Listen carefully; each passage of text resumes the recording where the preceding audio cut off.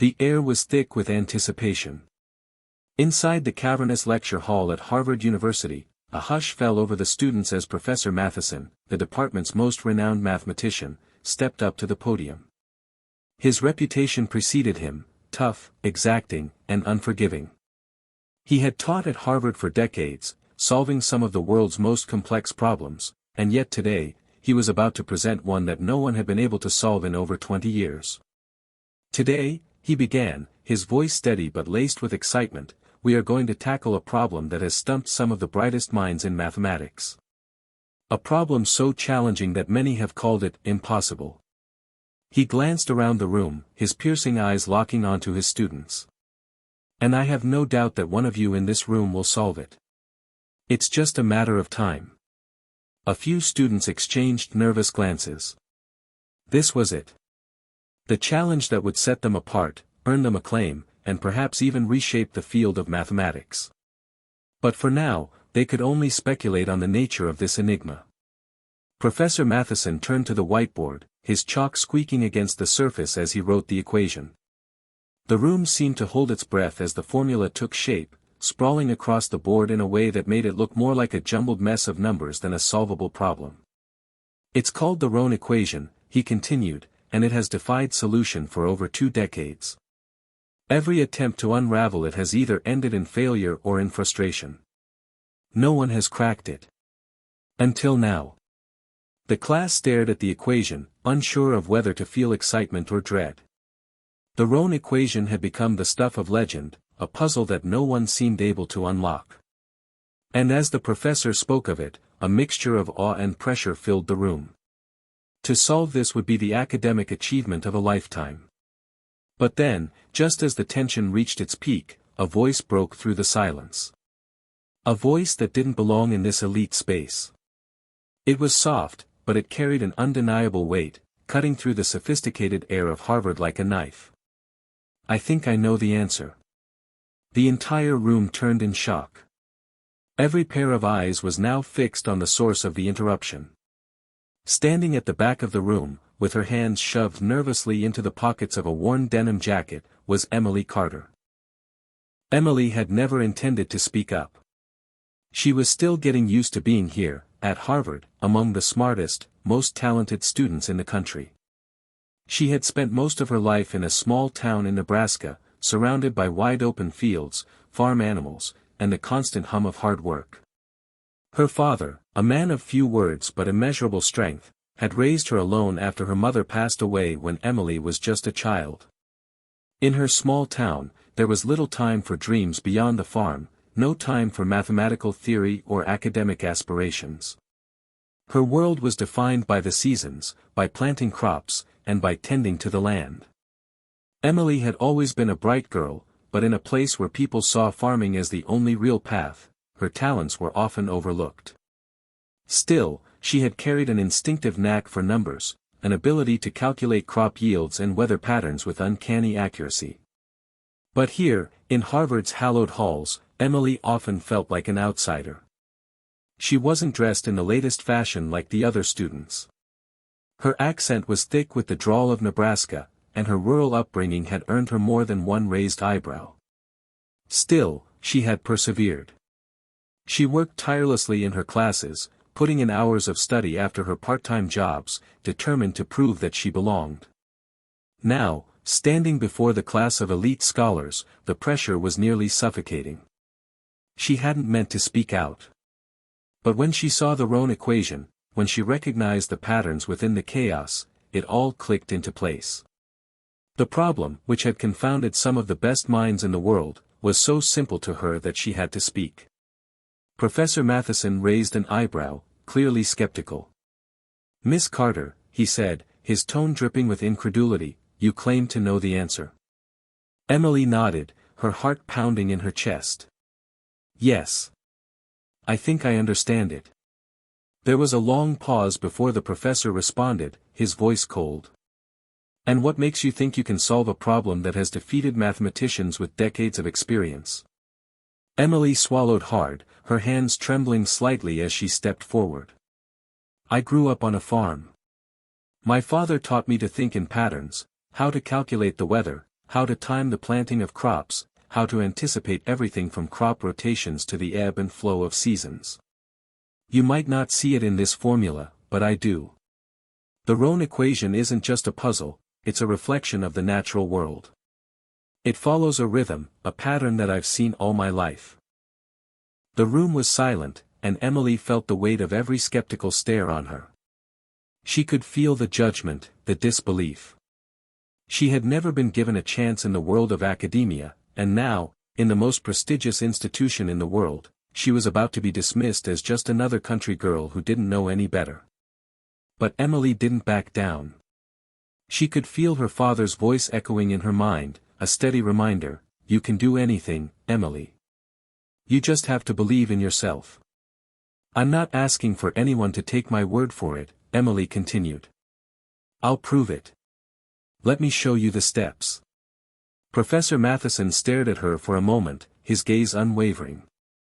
There was no humor in his expression, no kindness. He was a man who believed in facts and evidence, nothing more, nothing less. You want to prove it, he said, his voice like steel. Then do it. Solve it. Emily's heart raced, but she nodded. The equation was on the board, taunting her. It was bigger than her, bigger than anything she had ever faced. But somehow, in the depths of her being, she knew she could do it. I will, she whispered to herself. I will. The students around her had begun to murmur, some in disbelief, others with a sense of quiet anticipation. No one, not even Emily, knew what would happen next. But one thing was for sure, she had just set the stage for a battle that no one saw coming. Emily Carter, the farmer's daughter from Nebraska, had just walked into the storm. And this time, the storm might just be waiting for her to bring the answer.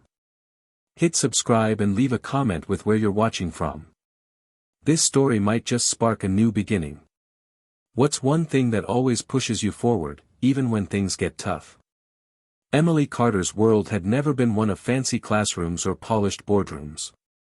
It had always been one of dirt beneath her boots, sweat on her brow, and the endless, rhythmic pulse of the farm. Growing up on the outskirts of a small town in Nebraska, the work never stopped. The fields, endless and rolling, were the only horizon she ever knew. From the moment she could walk, Emily had been part of the daily grind. Whether it was feeding livestock, mending fences, or tending to the garden, every part of her childhood had been shaped by the land her father worked. Her father, Hank Carter, was a quiet man. Stoic, strong, and deeply practical. He didn't speak much, but when he did, his words carried the weight of years of hard labor and the wisdom that only someone who had lived through hard seasons could understand. Emily's mother had passed away when she was just 7, leaving her and her father to navigate life together.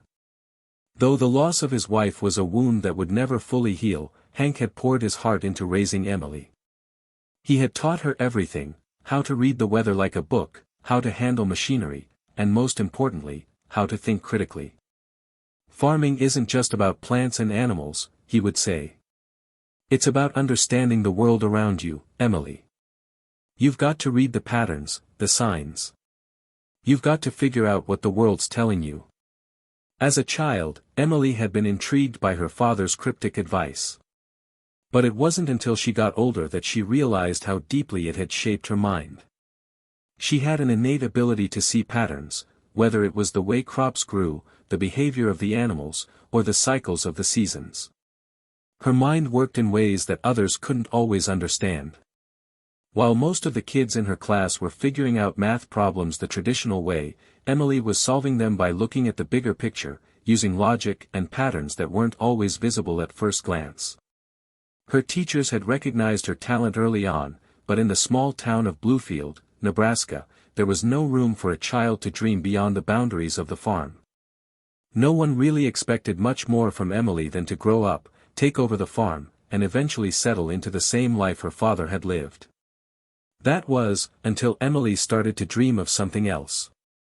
It was one late summer evening, as the sun began to dip below the horizon, casting long shadows over the golden fields, that Emily's future began to change. She was sitting on the porch of their modest farmhouse, her legs stretched out in front of her, a well-worn math book in her lap. Her father sat beside her, his old boots tapping rhythmically against the wooden floor, eyes scanning the horizon as he enjoyed a rare moment of rest. "You know, Pa," Emily began, her voice soft but steady, "I've been thinking about college." Her father glanced at her, raising an eyebrow. College wasn't something they ever talked about. The idea of leaving the farm had always been a distant dream, something reserved for the children of wealthy families, not for the daughter of a farmer. "College?" Hank repeated, his deep voice low and thoughtful. "What makes you think you can go to college, Em?" Emily closed the math book, her fingers tracing the edges of the pages. "I can do it, Pa. I can figure it out. I can study the things I want to study. Math, science, it's not just for people who live in big cities or have a lot of money." Hank didn't respond right away. He let the silence hang between them, the sound of crickets and the occasional rustling of leaves filling the air. Emily waited, knowing that whatever he said next would carry a lot of weight. After what felt like an eternity, he spoke, his voice quieter than usual. "I've never been much of a schoolman," he said slowly. "But I know you've got a sharp mind, Em. If you're serious about this, then you've got my blessing. But you've got to be prepared. It's not gonna be easy. It's a big world out there." Emily's heart swelled with a mixture of excitement and gratitude. Her father had always been her rock, her steady anchor. If he believed in her, maybe, just maybe, she could make it. But she knew that the path ahead wasn't going to be simple. The world outside the farm was a foreign one, one filled with expectations and standards she had never encountered. But Emily had always been determined. And when she set her mind to something, there was no stopping her. The decision to apply to Harvard had come months later, after countless nights spent poring over college brochures and applications. The process was daunting, and Emily wasn't sure how to even begin. But then, she remembered the lessons her father had taught her, the importance of patterns and persistence. So, she applied, and though the odds were slim, Emily believed that she could somehow make it. When the acceptance letter from Harvard arrived, Emily had almost fallen off her chair. It was a moment of pure disbelief mixed with an overwhelming sense of pride. She had been accepted with a full scholarship, something that seemed almost impossible given her humble background. The news was met with a mixture of awe and skepticism in Bluefield. Many in the town, including some of her closest friends, couldn't fathom how a girl from the farm could go to such an esteemed university. Harvard? Really, they'd ask, as if it were some far-fetched fantasy. But Emily wasn't bothered by their doubts. She had learned long ago that the world had a way of underestimating people like her. The daughter of a farmer, with a thick accent and calloused hands, didn't seem like someone who belonged in a place like Harvard. But that wasn't going to stop her. She packed her bags, said goodbye to her father, and boarded the plane to Massachusetts with one thought in mind: she was going to show them all. She was going to prove that being from a small town didn't mean she was any less capable than anyone else. She was going to make her father proud, and she was going to prove that she had something special, a mind that could understand the patterns of the world, whether they were in the soil or in the equations of the universe. As the plane lifted off the ground, soaring high above the familiar fields of Nebraska, Emily felt a mix of excitement and fear. She was leaving everything she knew, the warmth of the farm, the comfort of home, and the quiet support of her father. She was stepping into the unknown, into a world that might not accept her, into a place that might see her as nothing more than a country girl playing dress-up. But deep inside, Emily knew something the others didn't. She wasn't just any girl. She was someone who understood the rhythms of the world, the hidden patterns beneath the surface. And if anyone could solve the impossible, it was her. Emily had arrived in Cambridge with a mix of awe and trepidation. The buildings towered over her, casting long shadows on the narrow streets. The city, with its bustling energy and sprawling architecture, was nothing like the peaceful, open land she had grown up on. Every corner seemed new, every sound unfamiliar. The distant hum of traffic, the chattering of students, and the constant rhythm of footsteps felt like a cacophony compared to the serene quiet she had known her whole life. She stepped off the bus, clutching her backpack tightly, her heart racing in her chest. The campus was beautiful, no doubt, leafy quads, towering libraries, and grand lecture halls. But for Emily, the sheer size and scope of it all was overwhelming. The trees that lined the paths looked nothing like the sturdy oaks back home, the sidewalks were always crowded with students rushing between classes, and the air, oh, the air, it felt colder somehow, sharper. Emily Carter, a voice interrupted her thoughts. She turned to find a tall, slender woman standing in front of her, her arms crossed and a clipboard in hand. The woman's long dark hair was pulled back into a neat ponytail, and she wore a Harvard sweatshirt with a logo that seemed almost too perfect. She looked like she belonged here, like she was born for this kind of place. The complete opposite of Emily. "That's me," Emily said, trying to smile through her nerves. "I'm Karen. I'm your orientation guide for the next few days," the woman said, offering her a hand. "Welcome to Harvard."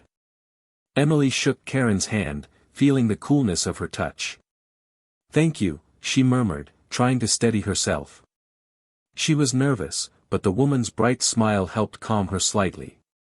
Karen's eyes skimmed over Emily's worn denim jacket, the boots that had seen better days, and the dusty backpack that still carried traces of the long bus ride from Nebraska. Emily knew she didn't look like the other students around here. They were all polished, confident, and had a kind of effortless grace that she felt was reserved for people who had grown up in this world. Karen, however, didn't seem to notice. She led Emily across the campus, pointing out important buildings, dorms, and student centers. But all Emily could think about was how out of place she felt. She couldn't help but compare herself to the other students who had been prepared for this kind of life, students who had been groomed for academic success from the moment they could walk. She felt like an imposter. Later that afternoon, Emily found herself standing in line at a crowded cafe in one of the campus dining halls. The noise and chatter around her were deafening, and she had to resist the urge to turn around and leave. It was the first time since arriving that she felt utterly lost. She was in a place where nobody knew her name, where no one cared about her background or her story. It was easy to become invisible here, to fade into the background. When she finally reached the counter, she ordered a simple coffee and a muffin, keeping her head low. The barista, a young man with a friendly smile, handed her the items, and she thanked him quietly, making her way to an empty table by the window. She looked out at the campus, watching students hurry past, all of them with somewhere to be, someone to talk to, a place they belonged. Emily was just taking her first bite of the muffin when a voice broke through her thoughts. "Hey, you're Emily, right?" She looked up in surprise to see a girl standing at the table. The girl was tall, with curly hair that framed her face and a bright, confident smile. She wore an oversized Harvard sweatshirt, the sleeves pushed up to her elbows, and her eyes were warm and inviting. "I'm Chloe," the girl said, sitting down across from Emily without waiting for an invitation. "I'm a senior here. I noticed you at the orientation earlier. You're from Nebraska, right?" Emily nodded, a little stunned by the girl's openness. "Yeah, that's right. Bluefield, Nebraska. It's a lot different here." Chloe grinned. "I bet. I'm from New York, so this place isn't too shocking to me. But I can imagine how it feels coming from a small town." Emily shifted uncomfortably in her seat. "I'm still getting used to it. I didn't think I'd feel this, out of place." Chloe raised an eyebrow. "Well, I can assure you, you're not the only one. Most of us feel like imposters at some point, no matter where we're from. Harvard is intimidating, no matter how confident you look on the outside." Emily was surprised by the honesty. "Really?" "Yeah, totally," Chloe said, nodding. "You're not alone. In fact, I think a lot of people here are just good at pretending they have it all figured out." Emily didn't know why, but something about Chloe's words made her feel a little better. It was comforting to know that even people who seemed to fit in perfectly had their own insecurities. "So, how's it been going so far?" Chloe asked, her voice casual. "Have you had any classes yet?" Emily nodded. "I had a math class this morning. The professor, Dr. Matheson, he's intense." Chloe's eyes lit up. "Ah, Professor Matheson. The guy's a legend. He's a beast with math problems. I've heard his lectures are brutal, but if you can keep up, you'll learn a lot. He's tough, but he's brilliant." Emily hesitated. "I'm not sure I'm even close to being able to keep up." Chloe leaned forward, her expression serious now. "Listen, Emily. You wouldn't be here if you weren't smart. Don't let anyone make you feel like you don't belong. You're a lot smarter than you think." Emily smiled faintly. She had always been told she was smart, but the challenge of Harvard felt different. It wasn't just about getting good grades, it was about surviving the pressure, the expectations, and the relentless competition. But maybe, just maybe, Chloe was right. She had made it this far. Maybe she could survive here, too. As the days went by, Emily began to settle into her new life. She learned the rhythm of the campus, figured out where to go for lunch, and even started to get comfortable with the idea of living in a dorm. Still, the weight of being a small-town girl at one of the world's most prestigious universities hung over her like a shadow. But little by little, Emily started to realize that she wasn't as out of place as she had first thought. Her classmates, many of them from wealthy families or top-tier prep schools, weren't as different from her as she had imagined. They had their own insecurities, their own doubts. They might have had more resources, more opportunities, but Emily knew something they didn't. She knew how to work harder than anyone. She knew how to persevere. And that, she hoped, would be enough. One night, after a long day of classes, Emily sat alone in her dorm room, flipping through her math textbook. Her mind wandered back to the Rohn equation. The problem that had seemed so simple to her in Professor Matheson's class. She couldn't stop thinking about it. The pieces were there, just waiting to fall into place. If only she could find the missing link. She glanced at the clock, it was well past midnight. But Emily didn't mind. This wasn't just another homework assignment. This was her challenge. And she wasn't about to let it go. The morning after her conversation with Chloe, Emily felt more determined than ever. The seeds of self-doubt she'd felt when she first arrived had started to sprout, but with Chloe's words echoing in her mind, she decided that she wasn't going to let this place break her. She wasn't here just to get by. She was here to prove that her mind, forged in the crucible of the farm, was as sharp as any in the Ivy League. Her first class that day was advanced calculus with Professor Matheson. Emily had heard stories about the man. He was notorious for his brutal grading, his exacting standards, and his refusal to cut any student a break. He expected brilliance, and for many, that was enough to make them quake in their boots. But Emily wasn't like the others. She had been raised on the land, where there were no shortcuts and no room for mistakes. It was a life that demanded hard work and problem-solving in ways that no textbook could teach. She might not have the polished confidence of her classmates, but Emily knew that when it came to problem-solving, she had the edge. As she walked into the lecture hall, she immediately noticed the sharp contrast between herself and the other students. They were all neatly dressed, scribbling notes on their laptops, some even sipping their overpriced coffees from the campus cafe. Emily felt like an outsider again, a girl from the sticks who was desperately trying to fit in. She sat in one of the middle rows and opened her notebook. As the lecture began, Professor Matheson's voice rang out across the room, sharp, direct, and full of authority. Today, we'll be working through one of the most difficult problems in advanced calculus. It's a problem that has challenged some of the greatest minds of our time.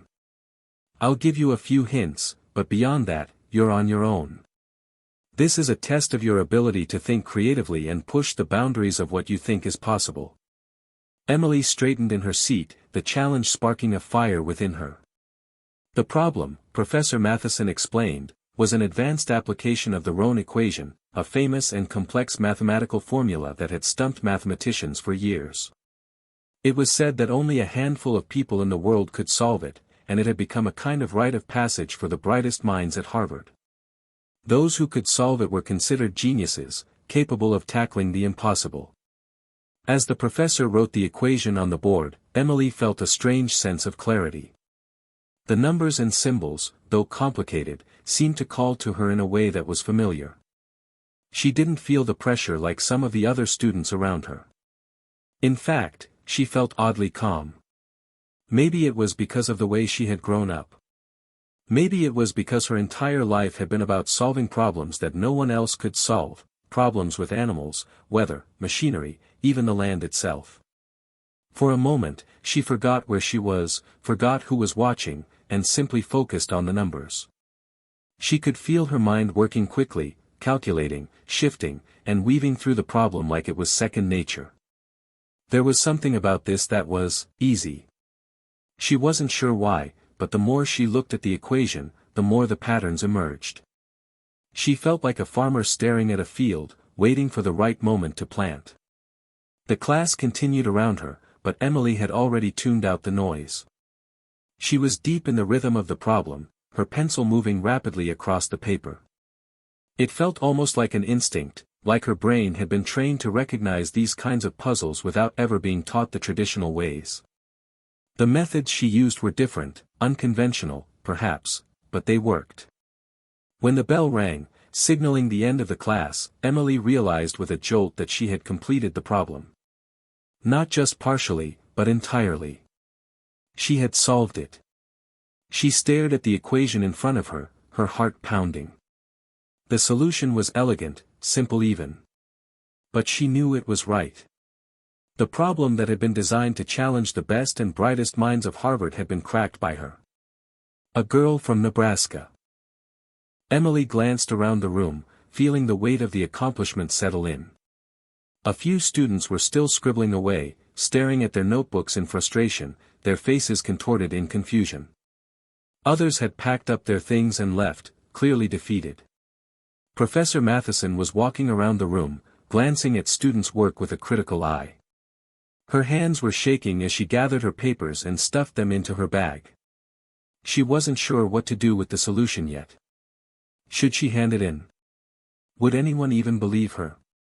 She stood up and made her way toward the door, but as she passed Professor Matheson's desk, he stopped her. "Miss Carter, wait a moment." Her stomach flipped. Had he noticed? Did he see her solving the problem in a way that was too unconventional? Had she missed something? She turned to face him, her heart racing. "Yes, Professor." He studied her for a moment, his sharp blue eyes scanning her face. There was no judgment, no impatience, just a quiet curiosity. "I noticed you were very engaged with today's problem," he said, his voice calm. "I'd like to see your solution. If you don't mind." Emily hesitated. She had already written the solution in her notebook, but now she had to decide whether to share it. She wasn't sure why, but a part of her was nervous. Maybe it was because she hadn't used the traditional methods she had learned in the lectures. Or maybe it was because she knew she hadn't followed the same steps as the others. What if he didn't think it was right? But something inside her urged her to be bold. She opened her notebook and slid it across the desk. Professor Matheson took the paper, his eyes scanning it intently. For what felt like an eternity, he didn't speak. Then, slowly, he looked up at Emily. "This is unusual," he said, his voice almost thoughtful. "But I think you've solved it. Not the way I would've, but you found a way that works. That's impressive." Emily couldn't quite believe what she was hearing. The professor had just acknowledged her solution, and it wasn't just a casual compliment, it was genuine recognition. For a moment, she felt like her whole world had shifted. She wasn't just a small-town girl at Harvard anymore. She was someone who could solve problems that no one else could. "I'd like you to come to my office after class," he added. "I want to discuss this further." This could be something significant. Emily nodded, a nervous smile tugging at her lips. Thank you, Professor. As she left the classroom, her mind raced. This wasn't just a math problem she had solved. This was a turning point. If Professor Matheson saw something in her work, if he recognized her solution, it could open doors she never imagined. She walked across the campus, a feeling of exhilaration bubbling inside her. She wasn't sure what would happen next, but for the first time since she arrived, Emily felt like she truly belonged here. Like maybe, just maybe, this farm girl from Nebraska had what it took to solve the impossible. Emily's heart raced as she made her way to Professor Matheson's office. It felt as though the entire weight of her future at Harvard rested on this moment. She had solved the impossible problem, and now, here she was, walking down the cold, sterile hallway toward the man who had the power to either crush her newfound sense of achievement or lift her to heights she had never imagined. The door to his office loomed ahead, a quiet, unassuming door that seemed to reflect the pressure she felt inside. Her hand hovered for a moment over the door handle. It was as if every step, every action, had led her to this one fleeting moment. With a deep breath, she turned the knob and stepped inside. The office was exactly as Emily had imagined it, tidy, sparse, with towering shelves filled with textbooks, journals, and papers. The air smelled faintly of coffee, a scent that made her feel at home, as though the pressure of the moment might somehow dissolve. Professor Matheson was standing by the window, staring out at the campus below, his hands clasped behind his back. His profile was sharp and commanding, yet there was a quiet intensity in the way he observed the world outside. He turned as she entered, his eyes settling on her with a look that was impossible to read. "Come in, Miss Carter. Please, have a seat." Emily sat down across from him, her palms sweaty as she clasped her hands in her lap. She couldn't help but notice the way he regarded her, almost as if he was looking for something. She'd never felt like this before. At home, she was just Emily, the farm girl who worked hard and did her best.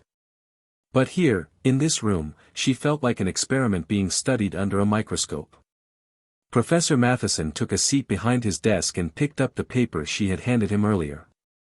His eyes scanned the solution once more, his brow furrowing slightly as he made a few notes on the margins. Emily couldn't keep her gaze from drifting down to the paper too, almost afraid that something might be wrong. After a long pause, he set the paper down, his piercing eyes fixed on her. "You realize what you've done, don't you?" Emily swallowed hard. I solved it. The Rohn equation. The problem no one's been able to crack." He nodded slowly, a faint smile curling at the corners of his mouth. "Yes. You did. But you did it in a way that no one here would have expected. You've solved something that, in some ways, has been a mystery for decades. And you've done it using an approach that most would call unorthodox." Emily could feel the weight of his words. Unorthodox. She hadn't thought she was doing anything special, at least not in the way people might have expected. She had simply looked at the problem, observed the patterns, and worked through it. She didn't care about the traditional methods, they weren't the way she had been taught to think. Professor Matheson leaned back in his chair, his fingers steepled in front of his face. "Your method isn't in any textbook, Miss Carter. It's creative. The solution you've proposed isn't something I've seen before. In fact, it challenges a lot of the assumptions we've held about the problem for years." Emily felt the heat of his gaze. "That sounds like a good thing." He smiled slightly, his tone softening just a bit. "It is. But there's also a danger in approaching problems like this without following the traditional methods. You see, Miss Carter, mathematics isn't just about finding a solution. It's about following a path that makes sense logically and systematically. You can't just throw things together and hope it works. That's chaos." Emily nodded, trying to digest his words. She had expected some praise, she had expected him to see the brilliance in her solution. But now, she was starting to understand that solving problems in the way she had might not be the answer he was looking for. There was a rift between her way of thinking and the established order at Harvard. "I understand, Professor," she said, trying to steady her voice. "But I really thought. I thought it worked." "It does work," he replied, his voice firm. "Your solution works. But I need to ask you something. Why didn't you use the standard approach? The way we've all been taught to approach these kinds of problems?" Emily hesitated, the question lingering in the air. She had never been one to follow rules just for the sake of following them. Growing up on the farm, she had learned to think outside the box, to solve problems by whatever means necessary. Whether it was fixing machinery, tending to animals, or working the land, her life had been about being resourceful, about finding what worked, not what was conventional. I guess I didn't think it was necessary," Emily said slowly. "I didn't think it had to be the way it's always been done. The equation just made sense to me. I saw patterns, and I followed them." Professor Matheson raised an eyebrow, clearly intrigued. "You're telling me you solved this problem without adhering to any of the traditional methods, based solely on intuition?" Emily nodded, feeling the weight of his question more than ever. "Yes, I guess that's what happened." The professor fell silent, his fingers tapping lightly on the desk as he stared at her.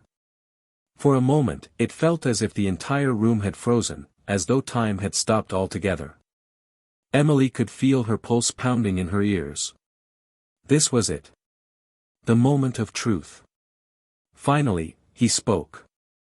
"I've been a professor here for over 20 years. I've seen a lot of bright students come and go, all of them with their own ways of thinking. But you're different. I've never met someone who approaches problems the way you do." Emily's chest tightened, and she found herself holding her breath. What was he saying? Was this a good thing? A bad thing? He leaned forward, his eyes narrowing slightly. "This approach of yours, it's unconventional.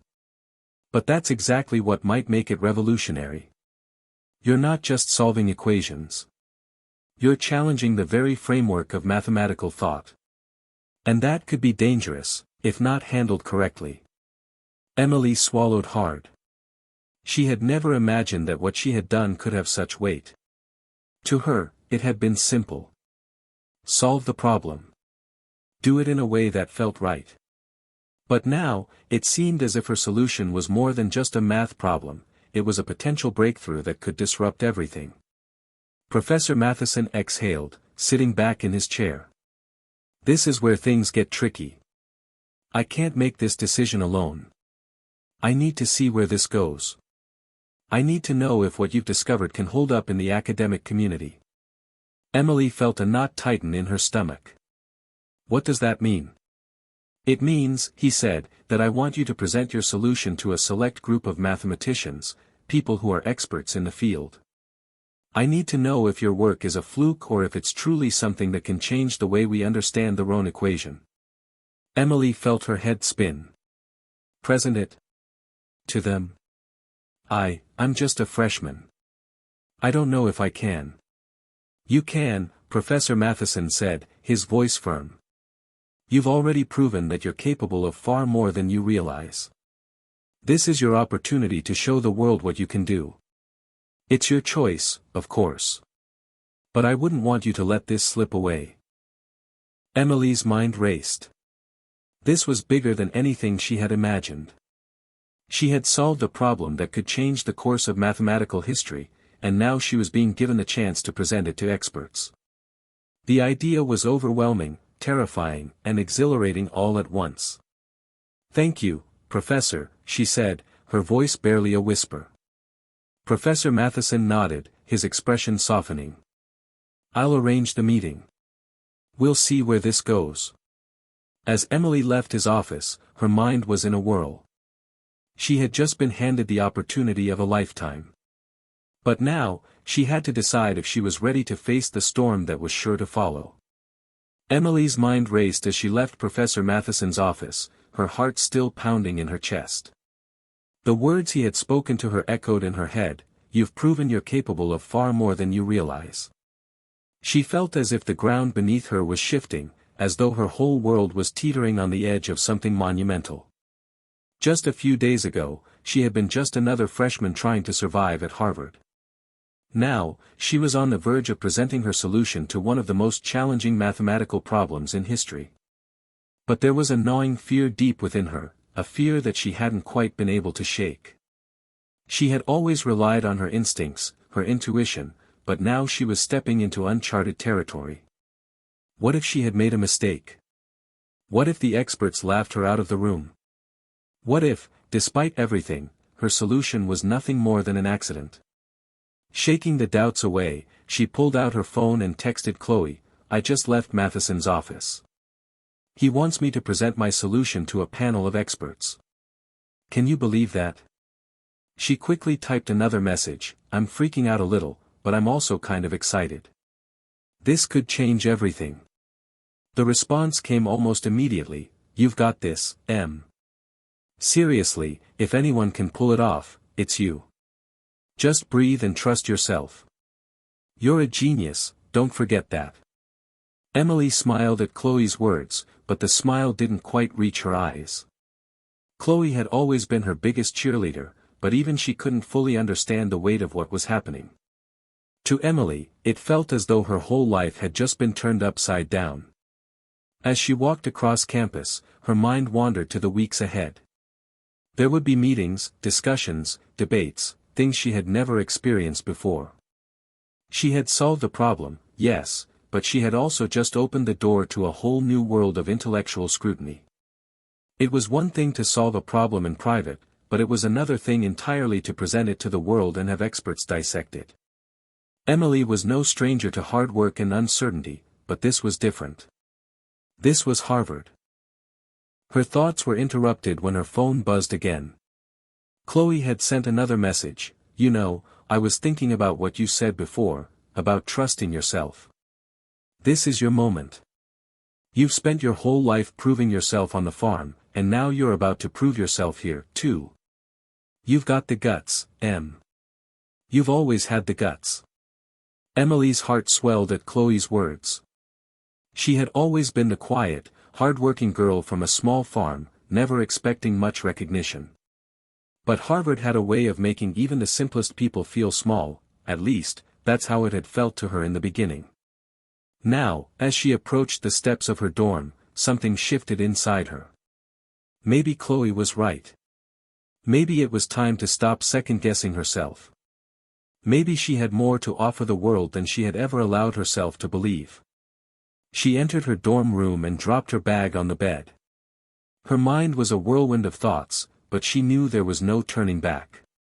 She had to prepare.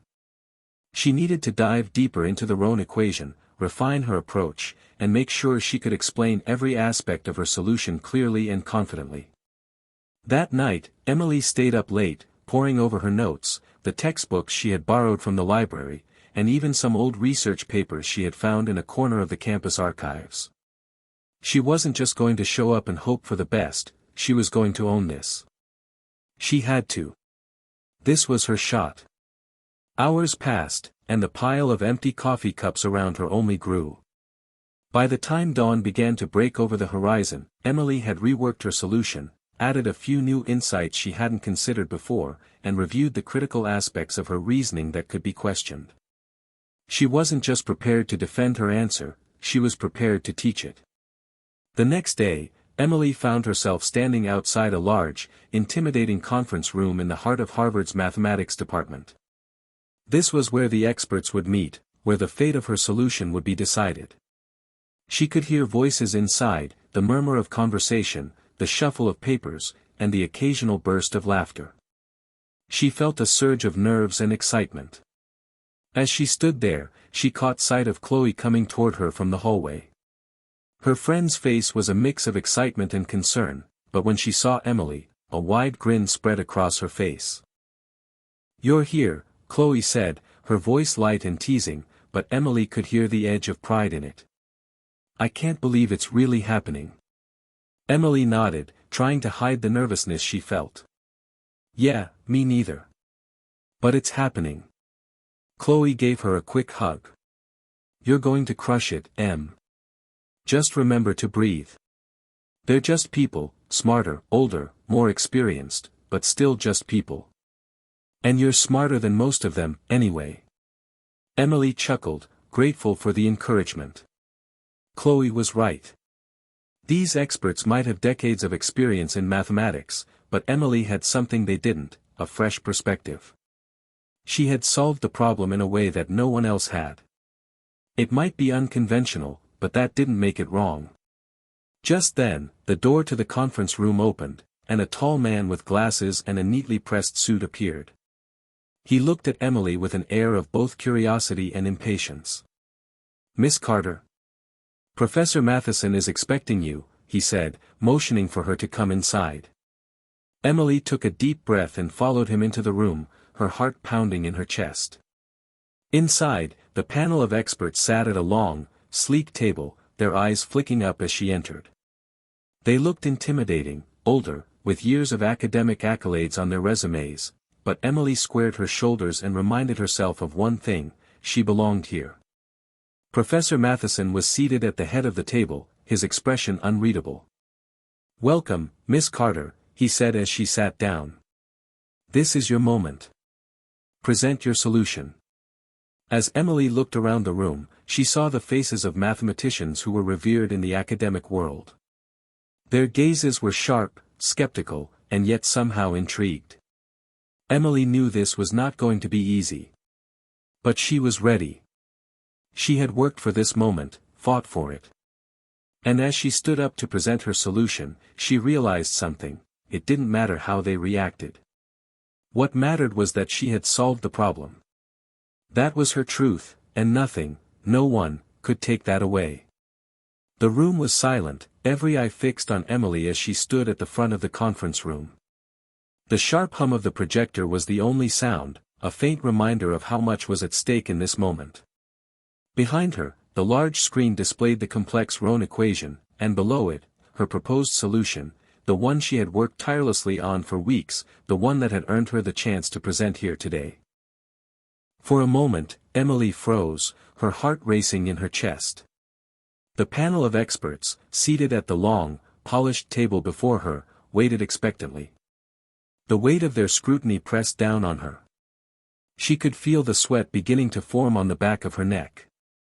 These were the people who had written the textbooks, the professors who had spent their entire careers in the field of mathematics. And she? She was a freshman. A farm girl. A relative unknown.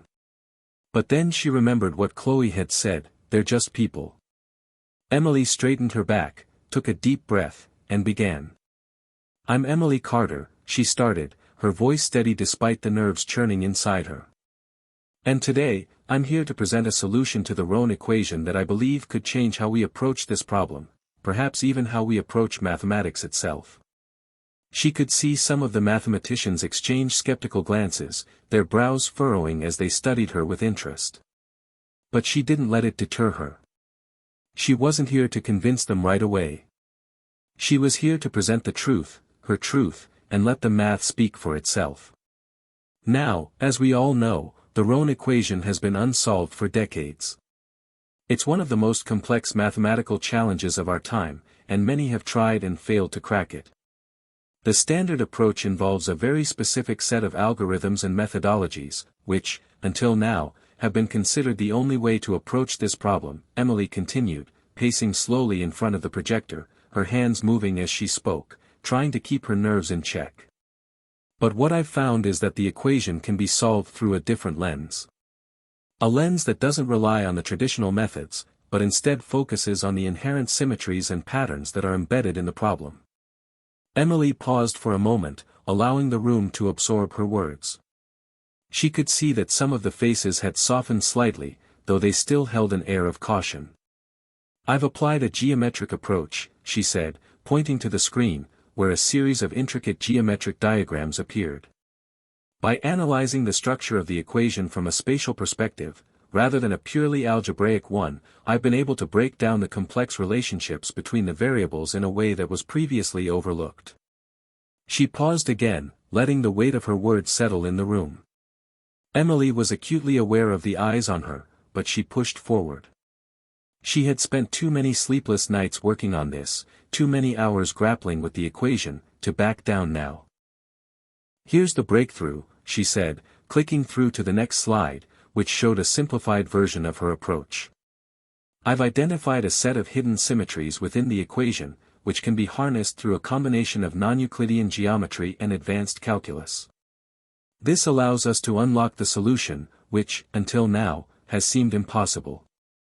Emily turned to face the panel of experts, her breath coming faster now as she watched their reactions. Some of the mathematicians were leaning forward, their eyes narrowed in concentration, while others remained stoic, their faces unreadable. Professor Matheson, sitting at the head of the table, was the hardest to read. He had been the one to challenge her the most during her previous meetings, and now, as he watched her, there was a quiet intensity in his gaze. Let me explain this in more detail, Emily continued, gaining confidence with each word. She began to break down her approach further, explaining the specific geometric principles she had used, the way she had applied non-Euclidean spaces to simplify the complex variables, and how her solution ultimately led to the unlocking of the equation.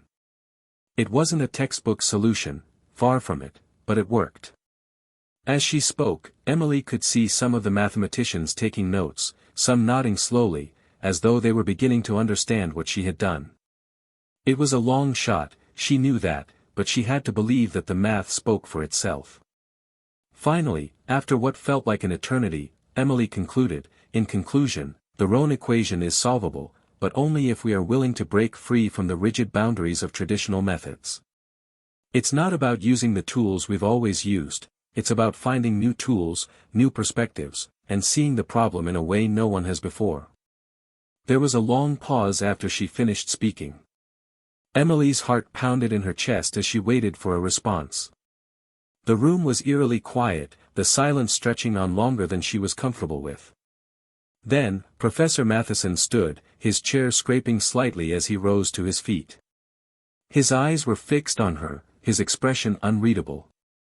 Well, he said slowly, his voice carrying the weight of someone who had just witnessed something extraordinary, this is, certainly a new approach. And I'll admit, I'm impressed by the creativity you've demonstrated here, Miss Carter. Emily felt a glimmer of hope, but she wasn't ready to let herself get carried away.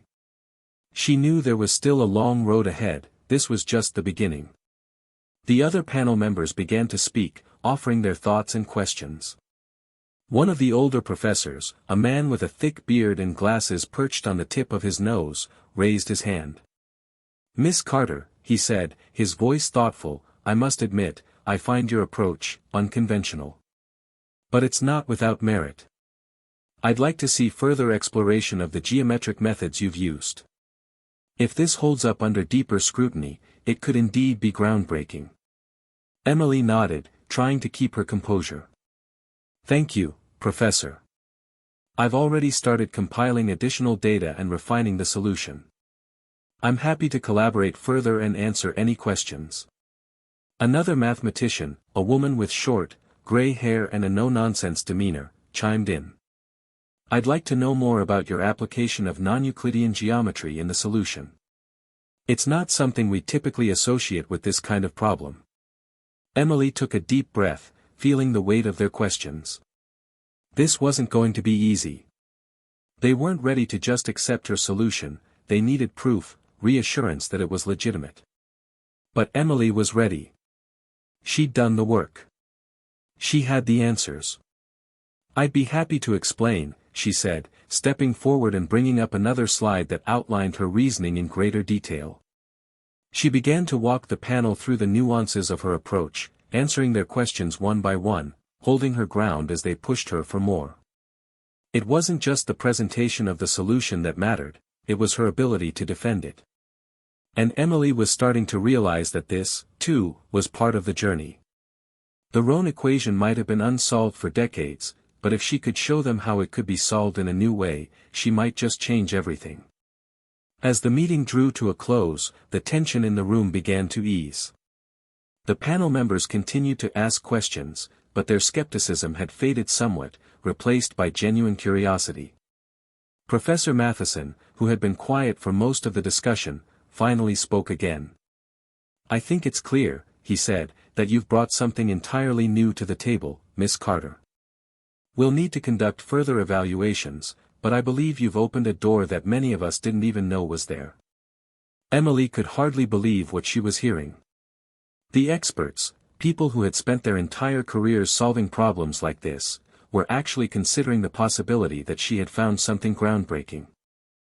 "You've done something remarkable," Professor Matheson said, nodding slowly.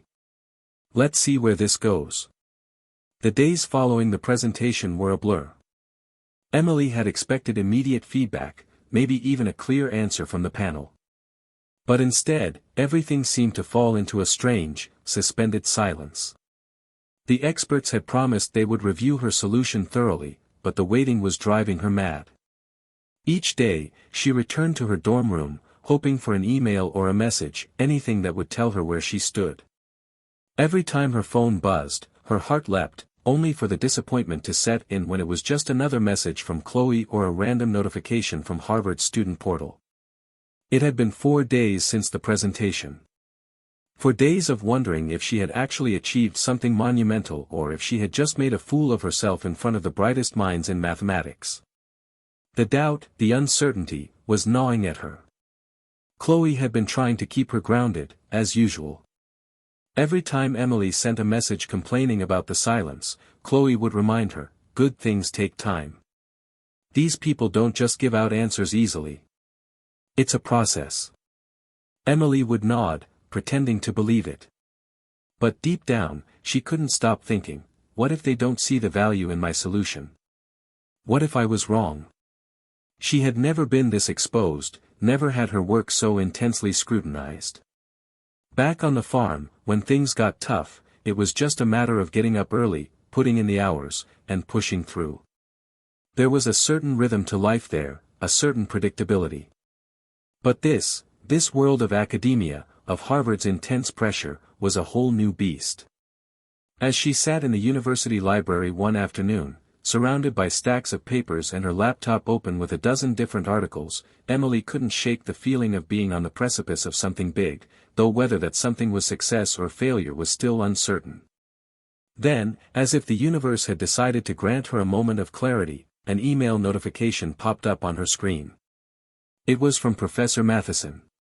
Her heart skipped a beat as she clicked on it, almost afraid to read the words. Subject: Further review of your Rohn equation solution. Dear Miss Carter, thank you again for your insightful presentation on the Rohn equation. The panel has reviewed your work in detail and would like to schedule a follow-up meeting to discuss some of the points raised during your presentation. We believe there may be significant potential in your approach, but we also have several questions and areas that require further exploration. Please let us know your availability for a meeting early next week. Regards. Professor Matheson. Department of Mathematics, Harvard University. Emily stared at the email for several seconds, her mind struggling to process the words. Significant potential, but several questions. It wasn't a rejection. It wasn't even a complete endorsement. It was something in between, something that left her hanging. Her thoughts were interrupted by a knock on the library door. Emily looked up to see Chloe standing there, grinning wide. "Looks like you've got news," Chloe said, her eyes immediately catching the open email on the screen. Emily exhaled slowly, leaning back in her chair. "Yeah, it's not exactly the fireworks I was hoping for, but it's not a no either. They want to meet again to discuss my solution. They have questions." "That's good, right?" Chloe asked, pulling up a chair and sitting down across from Emily. "I mean, they're taking it seriously. And you know what that means. They want more of you." Emily smirked. "Maybe. Or maybe they want to pick it apart. I'm not sure I'm ready for that." "Oh, come on," Chloe said, rolling her eyes. "Don't sell yourself short. You nailed it in that first meeting.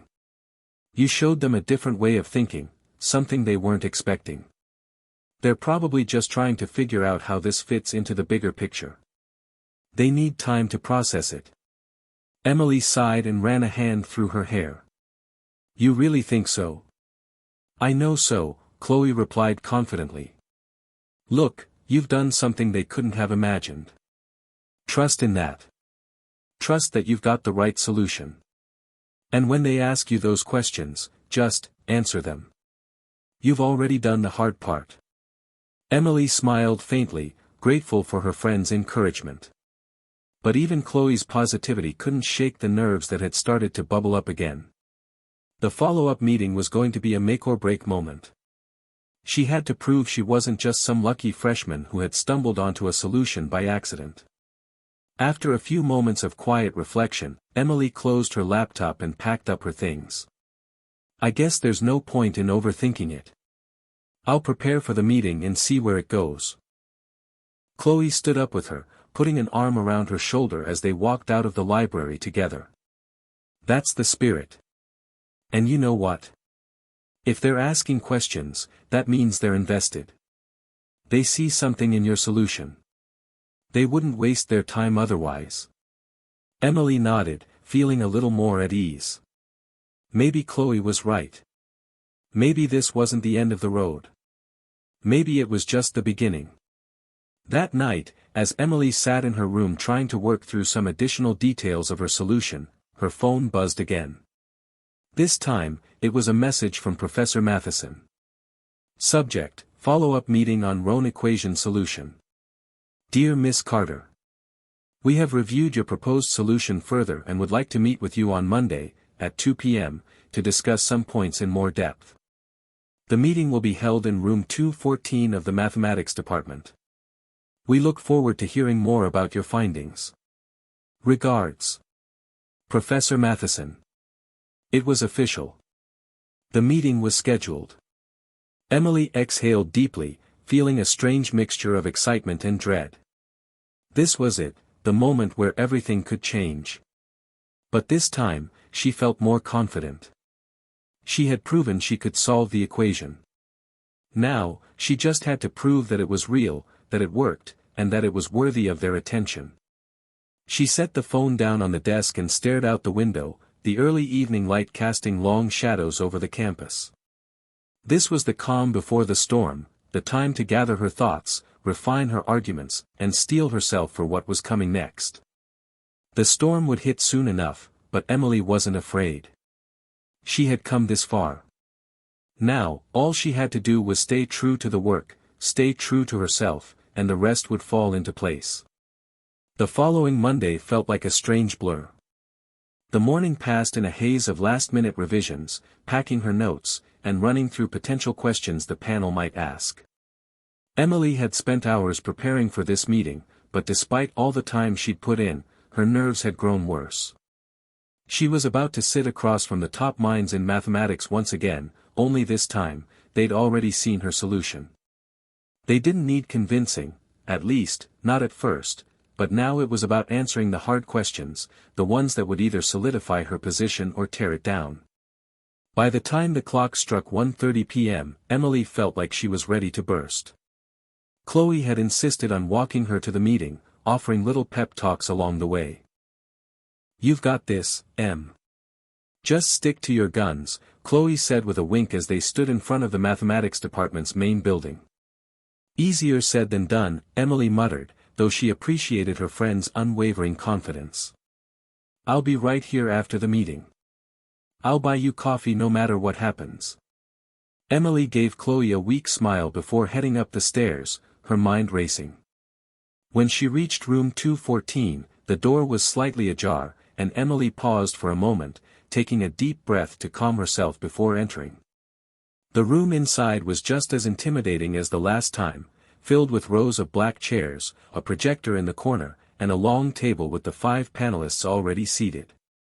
At the head of the table was Professor Matheson, his usually stern face now carrying a slight hint of interest.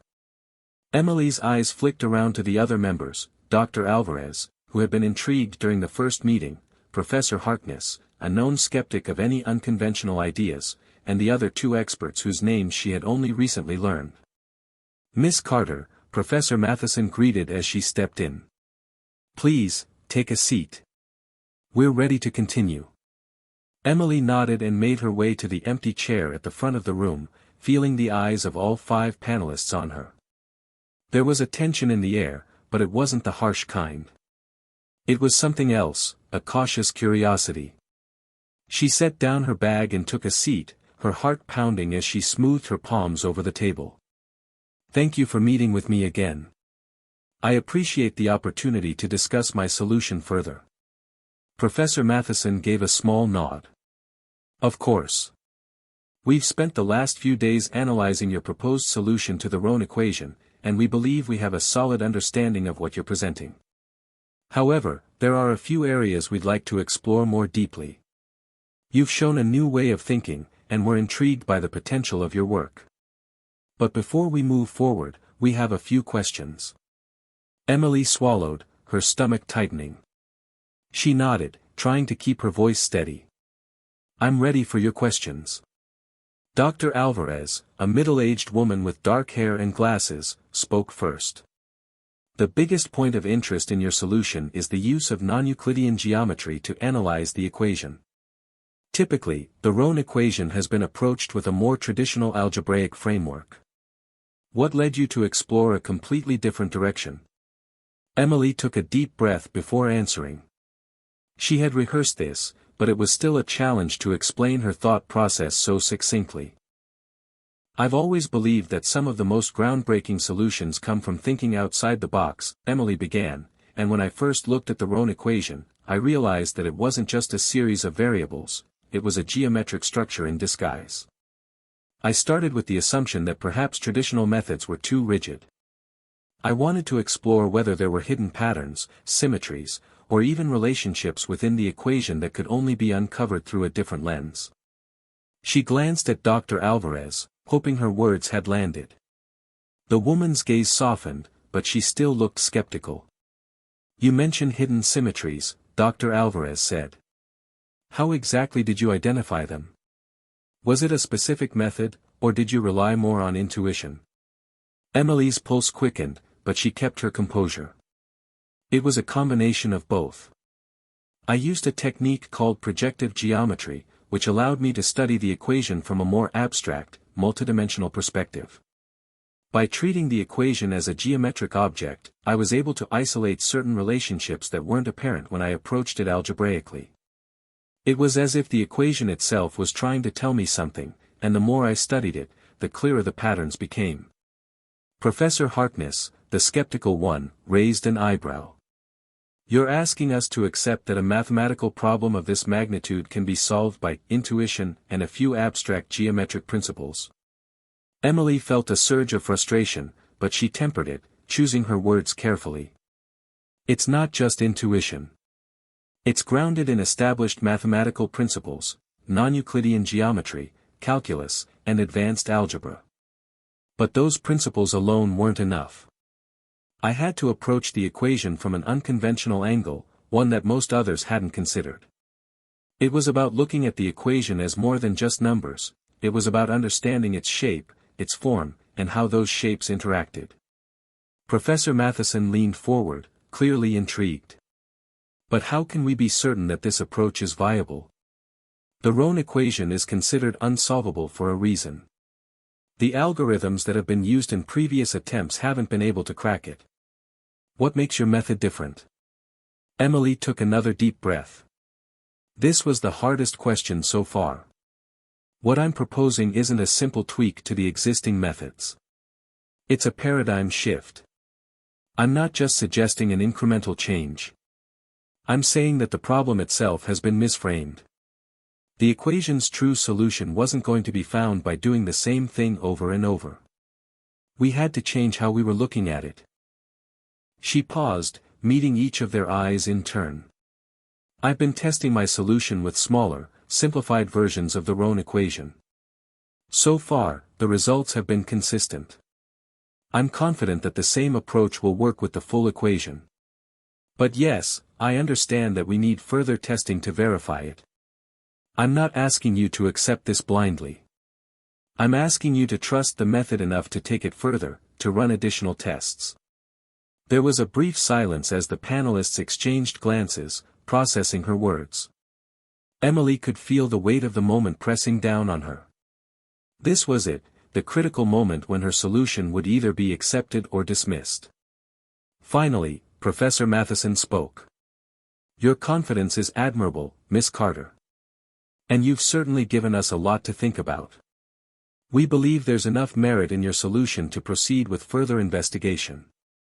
But as you've pointed out, we need to test this under more rigorous conditions. Emily nodded, relieved but still tense. I'm ready for that. I've already set up the testing procedures. I can provide you with all the data and models I've been working with. The panel exchanged nods. Professor Harkness spoke again, though his tone was more neutral now. We'll want to meet again in 2 weeks to review your progress. In the meantime, we'll work closely with you to evaluate the validity of your solution. Emily could hardly believe what she was hearing. 2 weeks. She'd made it through the toughest part. But now, the real work was just beginning. Thank you, she said, her voice barely above a whisper. I'll make sure you get everything you need. As the meeting wrapped up and the panel began to file out of the room, Emily felt the tension in her shoulders slowly ease. She had done it. She had proved to them that her solution had value. It wasn't over yet, but the hardest part was behind her. And for the first time in days, she allowed herself to smile. This was only the beginning. The weeks following the follow-up meeting with the panel seemed to blur into a whirlwind of numbers, equations, and sleepless nights. Emily threw herself into refining her solution, working tirelessly to run the tests and collect the data the professors had requested. Every day felt like a race against time as she worked to prove her method beyond a doubt. And with each passing day, the pressure mounted. Chloe had been there every step of the way, dropping by her dorm to bring coffee, keep her company, and offer words of encouragement when Emily felt like she was drowning in the magnitude of the task before her. You're doing great, Em.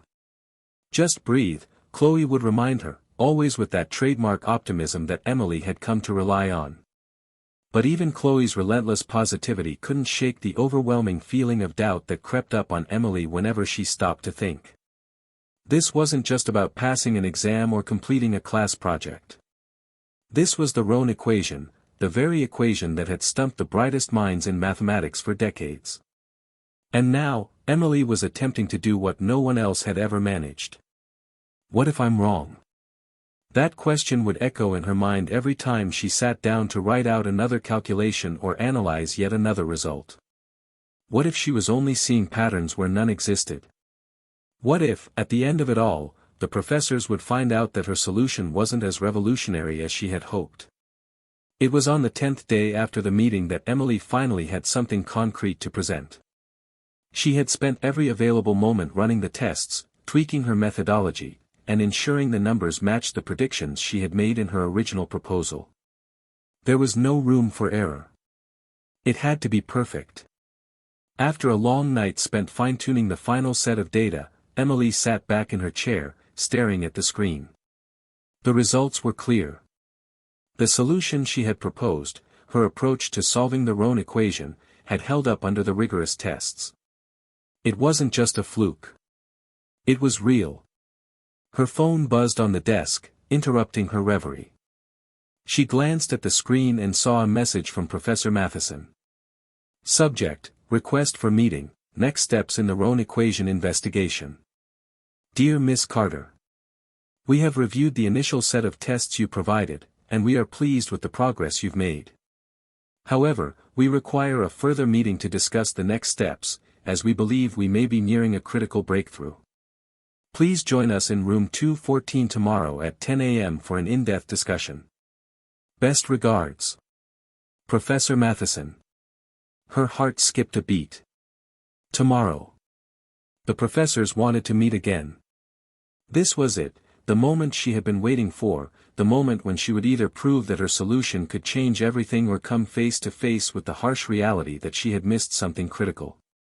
She quickly texted Chloe, who responded almost immediately with a barrage of enthusiastic exclamation points. Chloe, oh my God, Em. This is huge. I know you've got this. Emily smiled, though it was laced with nerves. She couldn't shake the feeling that everything she had done up until now had led to this one meeting.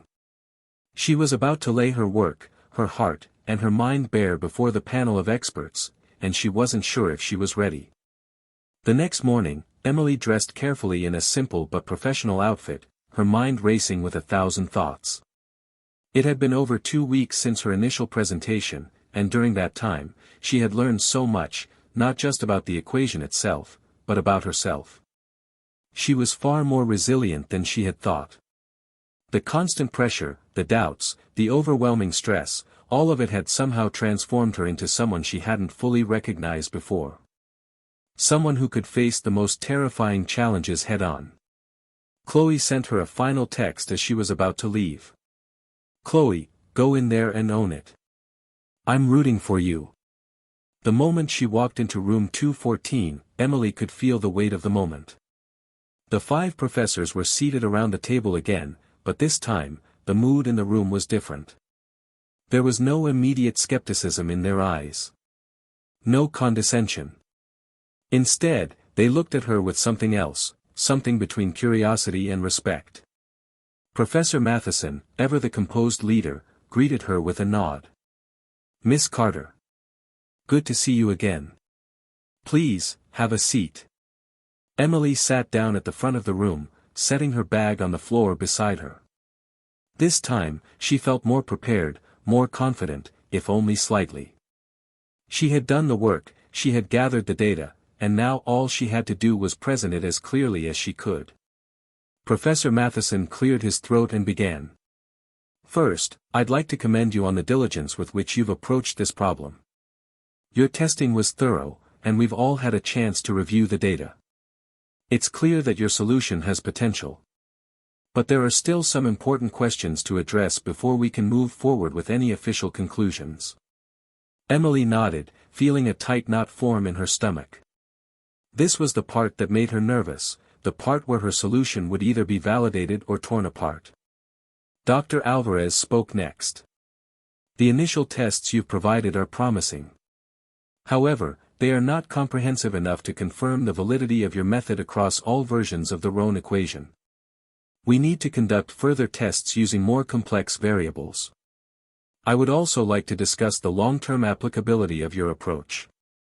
Is this something that can be applied to other unsolvable equations in similar fields? Emily leaned forward, her mind racing with thoughts. She had anticipated these questions. She had been preparing for them. You're absolutely right, she said, her voice steady. The tests I've conducted so far are just a starting point. But the method I've proposed can be adapted for other unsolvable equations. The key is understanding the geometry behind the variables, not just the variables themselves. As I said in my initial presentation, the solution comes from seeing beyond the algebra and into the structure itself. This method opens doors that traditional methods simply can't reach. Professor Harkness raised an eyebrow. And do you have examples of how this method might apply to other equations? Anything concrete we can test? Emily pulled a folder from her bag and slid it across the table. Yes, I've started working on a few other problems. If you look at the second page, you'll see a similar, though slightly more complex, equation that I've begun testing my method on. The results are consistent with my previous calculations. The professors glanced down at the folder, flipping through the pages. It was a calculated risk on Emily's part, showing them more than what they had asked for. But she was confident. Her testing was solid, and if they could see her method's potential, it would go a long way in proving her case. After a long, silent moment, Professor Matheson looked up from the folder. His eyes were softer now, more intrigued. This is impressive, Miss Carter. Your work has evolved from a promising concept into a tangible solution. We'll need more time to verify everything, of course, but I think it's safe to say that we're moving in the right direction. Emily felt a wave of relief wash over her, though it was quickly tempered by the realization that the journey wasn't over yet. This wasn't the end. It was only the beginning. The days following the follow-up meeting felt like a whirlwind. Emily had barely slept, her mind constantly running through the implications of what had just transpired. After weeks of pushing herself to the brink, she had finally convinced the professors that her solution held weight. But despite the positive feedback, there was no time to rest. They were only just beginning to scratch the surface. The promise of further testing, of verifying the long-term applicability of her method, was both a blessing and a burden. On the one hand, Emily was grateful for the opportunity to prove that her breakthrough wasn't a fluke. But on the other, she felt the pressure of having to live up to the expectations she had set for herself, and for the professors who now believed in her work. The next 2 weeks were a blur of calculations, long nights, and endless revisions.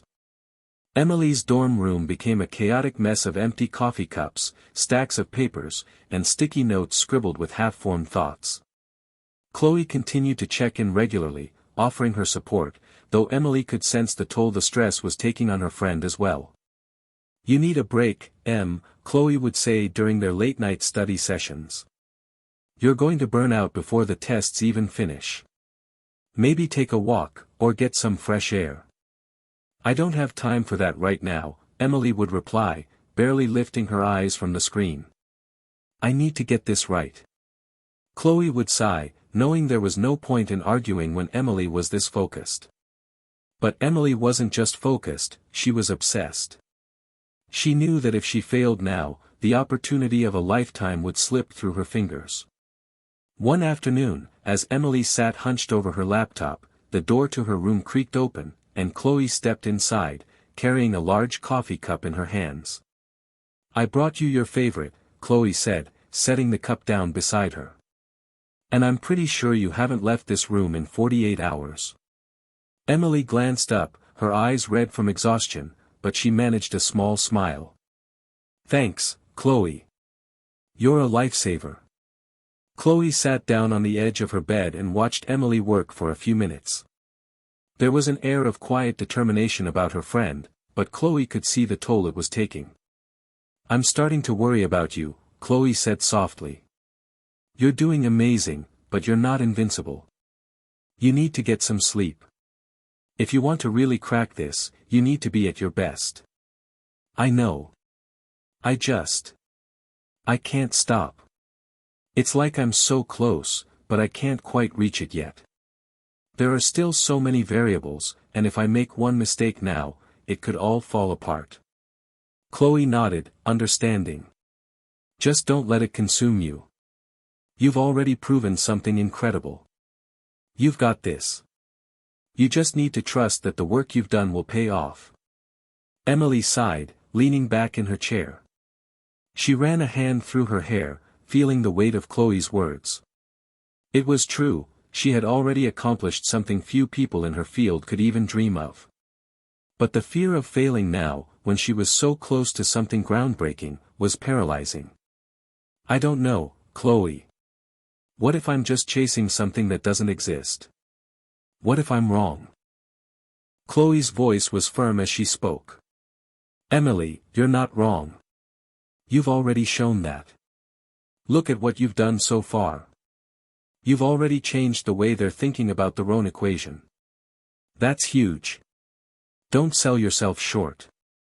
Her words were like a small spark in the darkness. Emily nodded, feeling a sense of clarity wash over her. Chloe was right. She had made it this far. There was no turning back now. "I'll take a break after I finish this batch of tests," Emily said, determined to power through the next few hours. "But I can't stop now." "Not yet." Chloe smiled. "You've got this, Em. I'm proud of you." The following days were a blur of data analysis, refining algorithms, and rechecking calculations. Emily had moved beyond just solving the Rohn equation, she was now applying her method to other unsolved problems. The more she worked, the clearer it became, her approach wasn't just a one-off solution. It was a new way of thinking about complex mathematical problems, one that had the potential to revolutionize the field. By the time the second round of tests was ready, Emily felt both exhausted and exhilarated. Her results were solid, and she was more confident than ever that her work could hold up under scrutiny. But there was one last step, the final presentation to the panel. The day of the presentation arrived all too quickly. Emily woke up early, feeling the familiar weight of nerves settle in her stomach. She had been preparing for this moment for so long that it almost felt surreal to be standing on the precipice of what could be the culmination of her hard work, or its collapse. Chloe called her as she was getting ready. "Good luck, Em. You've worked so hard for this. I know you'll kill it." "Thanks, Chloe," Emily replied, her voice shaking slightly. "I'm nervous, but I know I can do this. I just have to stay calm. You've already proven that you're capable of doing something no one else has. This is just the final step. Take a deep breath, and let your work speak for itself." Emily smiled at Chloe's words, feeling a sense of gratitude flood through her. She had been her rock throughout this entire journey. "I'll see you after, okay?" Emily said, her voice steadier now. "You bet," Chloe replied with a laugh. "Go show them what you're made of." When Emily arrived at the meeting room, the panel was already seated, the familiar 5 faces looking up at her. This time, the atmosphere was different. There was an undeniable sense of anticipation in the room. Professor Matheson greeted her with a nod. "Miss Carter. We're glad to see you back. We're eager to see what results you've brought us." "Thank you, Professor," Emily replied, her voice calm despite the knot of nerves in her stomach. She set down her bag and opened her laptop, displaying the final set of results. "I've run the tests on several variations of the Rohn equation, and I've also applied my method to a few other unsolved problems. I believe this approach has broad applications, and the results I've gathered so far reinforce that." Professor Harkness leaned forward, his sharp eyes scrutinizing the data on the screen. "The data is compelling, Miss Carter. It's clear that you've made significant progress. But we need to discuss the implications of this. If your method is truly applicable to a wider range of equations, we're looking at a fundamental shift in how we approach unsolvable problems." Emily nodded, her heart racing. "Exactly. My work isn't just about solving the Rohn equation, it's about rethinking the way we approach these types of problems altogether. We've been working within a very specific framework for so long, and I believe there are deeper connections waiting to be uncovered." As the conversation continued, Emily felt a growing sense of excitement. The professors were no longer just evaluating her work, they were starting to understand its potential. When the meeting finally concluded, Emily felt a mixture of relief and anticipation. The next steps were still unclear, but one thing was certain: her work was no longer a simple idea. It had the potential to change everything. Hit subscribe and leave a comment with where you're watching from. This story might just spark a new beginning. What's one thing that always pushes you forward, even when things get tough? The weeks that followed the final presentation were a blur of anticipation, paperwork, and numerous follow-up meetings. Emily had thought that once she presented her work to the panel, the hardest part would be over. But she quickly realized that the real challenge was just beginning. Her groundbreaking solution to the Rohn equation had sparked interest far beyond the small circle of professors who had originally reviewed her work. Now, Emily was fielding requests from scholars across the globe, each eager to test her theory, each questioning if her approach could really change the way mathematics was understood.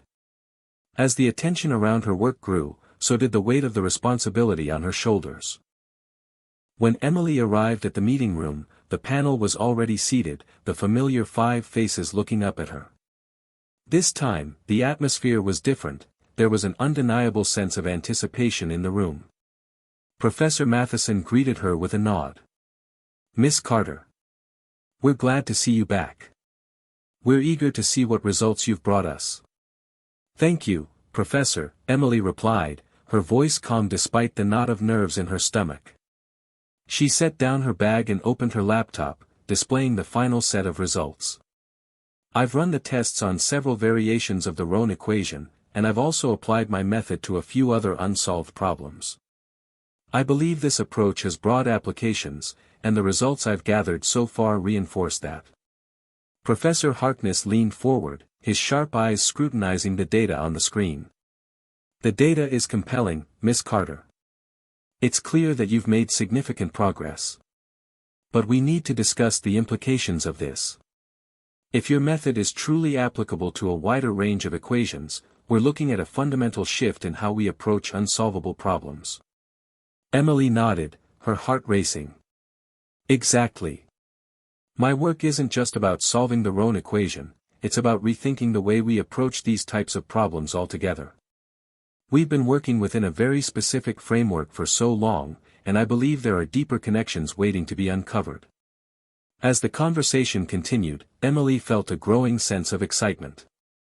The professors were no longer just evaluating her work, they were starting to understand its potential. When the meeting finally concluded, Emily felt a mixture of relief and anticipation. The next steps were still unclear, but one thing was certain, her work was no longer a simple idea. It had the potential to change everything. Hit subscribe and leave a comment with where you're watching from. This story might just spark a new beginning. What's one thing that always pushes you forward, even when things get tough? The weeks that followed the final presentation were a blur of anticipation, paperwork, and numerous follow-up meetings. Emily had thought that once she presented her work to the panel, the hardest part would be over. But she quickly realized that the real challenge was just beginning.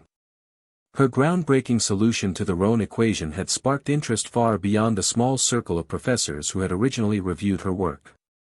Now, Emily was fielding requests from scholars across the globe, each eager to test her theory, each questioning if her approach could really change the way mathematics was understood. As the attention around her work grew, so did the weight of the responsibility on her shoulders. Emily's phone buzzed again, this time with a call from Professor Matheson. Miss Carter, he began, his voice a mix of enthusiasm and formality, I've been reviewing your latest data.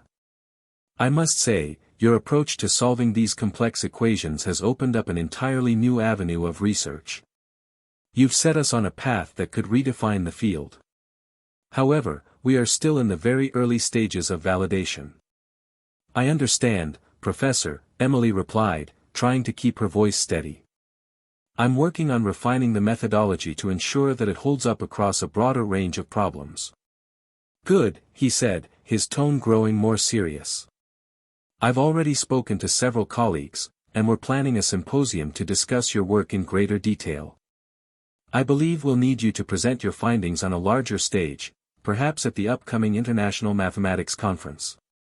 This could bring your research to a global audience. Emily's heart raced. The International Mathematics Conference was one of the biggest events in the field, attended by the most respected mathematicians and researchers from all over the world. The thought of presenting there was both exhilarating and terrifying. Thank you, Professor, she said quietly. I'm honored. I'll do everything I can to prepare. That evening, Emily sat in her dorm room, staring at the screen, barely able to focus. The weight of it all had become almost too much to bear. She had spent so many years toiling in relative obscurity, and now, the world was watching. Her breakthrough was no longer just a small victory, it was a global opportunity. But with it came a relentless pressure. The eyes of the academic world were on her now. She couldn't afford to make mistakes, to stumble. Every word, every calculation, would be scrutinized. What if I can't handle it? The thought crept into her mind, uninvited but persistent. She took a deep breath, trying to shake it off. It was only natural to feel overwhelmed. But this was the moment she had worked for. She couldn't back down now. Not when she was so close to something monumental. The next few days passed in a blur of preparation. Emily spent every waking moment refining her data, reviewing her past results, and drafting her speech for the conference. She had always been good at focusing, but now, with the added pressure, her mind seemed to scatter in 1,000 directions. Each calculation had to be perfect. Each explanation had to be airtight. And then, there was the question that lingered in the back of her mind: what happens next? Even if she succeeded in this, what would she do after? Would she continue to work in academia? Or would this breakthrough lead her down an entirely different path?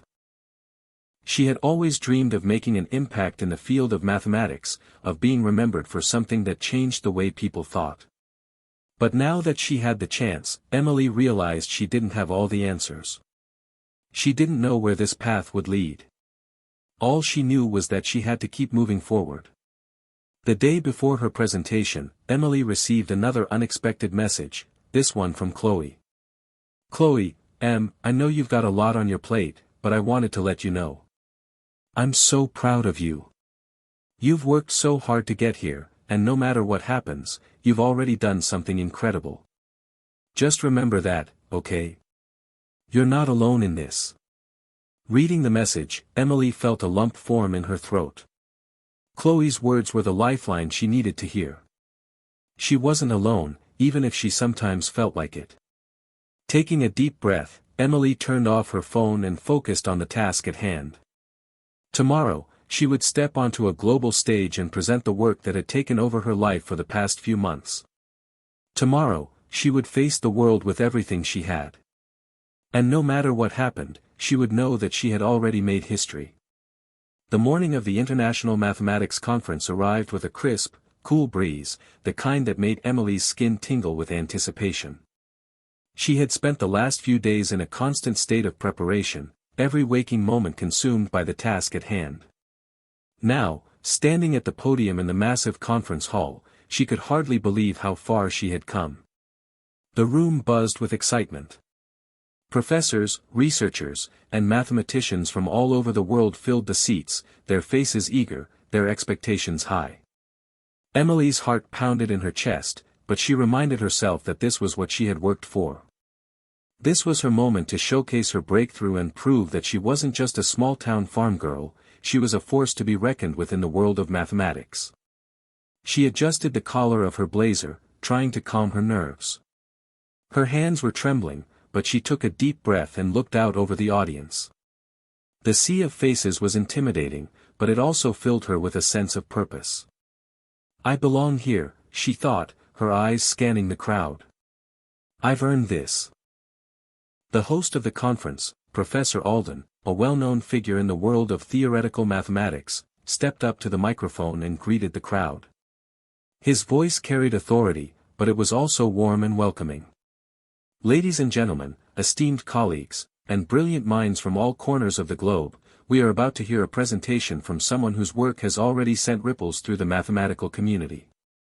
Please join me in welcoming Emily Carter, a rising star whose recent work on the Rohn equation has the potential to reshape how we approach unsolved problems in mathematics."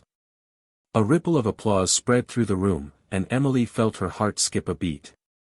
The moment she had prepared for was here. She stepped forward, adjusting her glasses as she approached the podium. The room quieted, and she could feel all eyes on her. Emily cleared her throat, then began. "Good morning, everyone. My name is Emily Carter, and I am honored to be here today to present my work on solving the Rohn equation and its broader implications for unsolved problems in mathematics. I want to start by saying that this solution is not mine alone.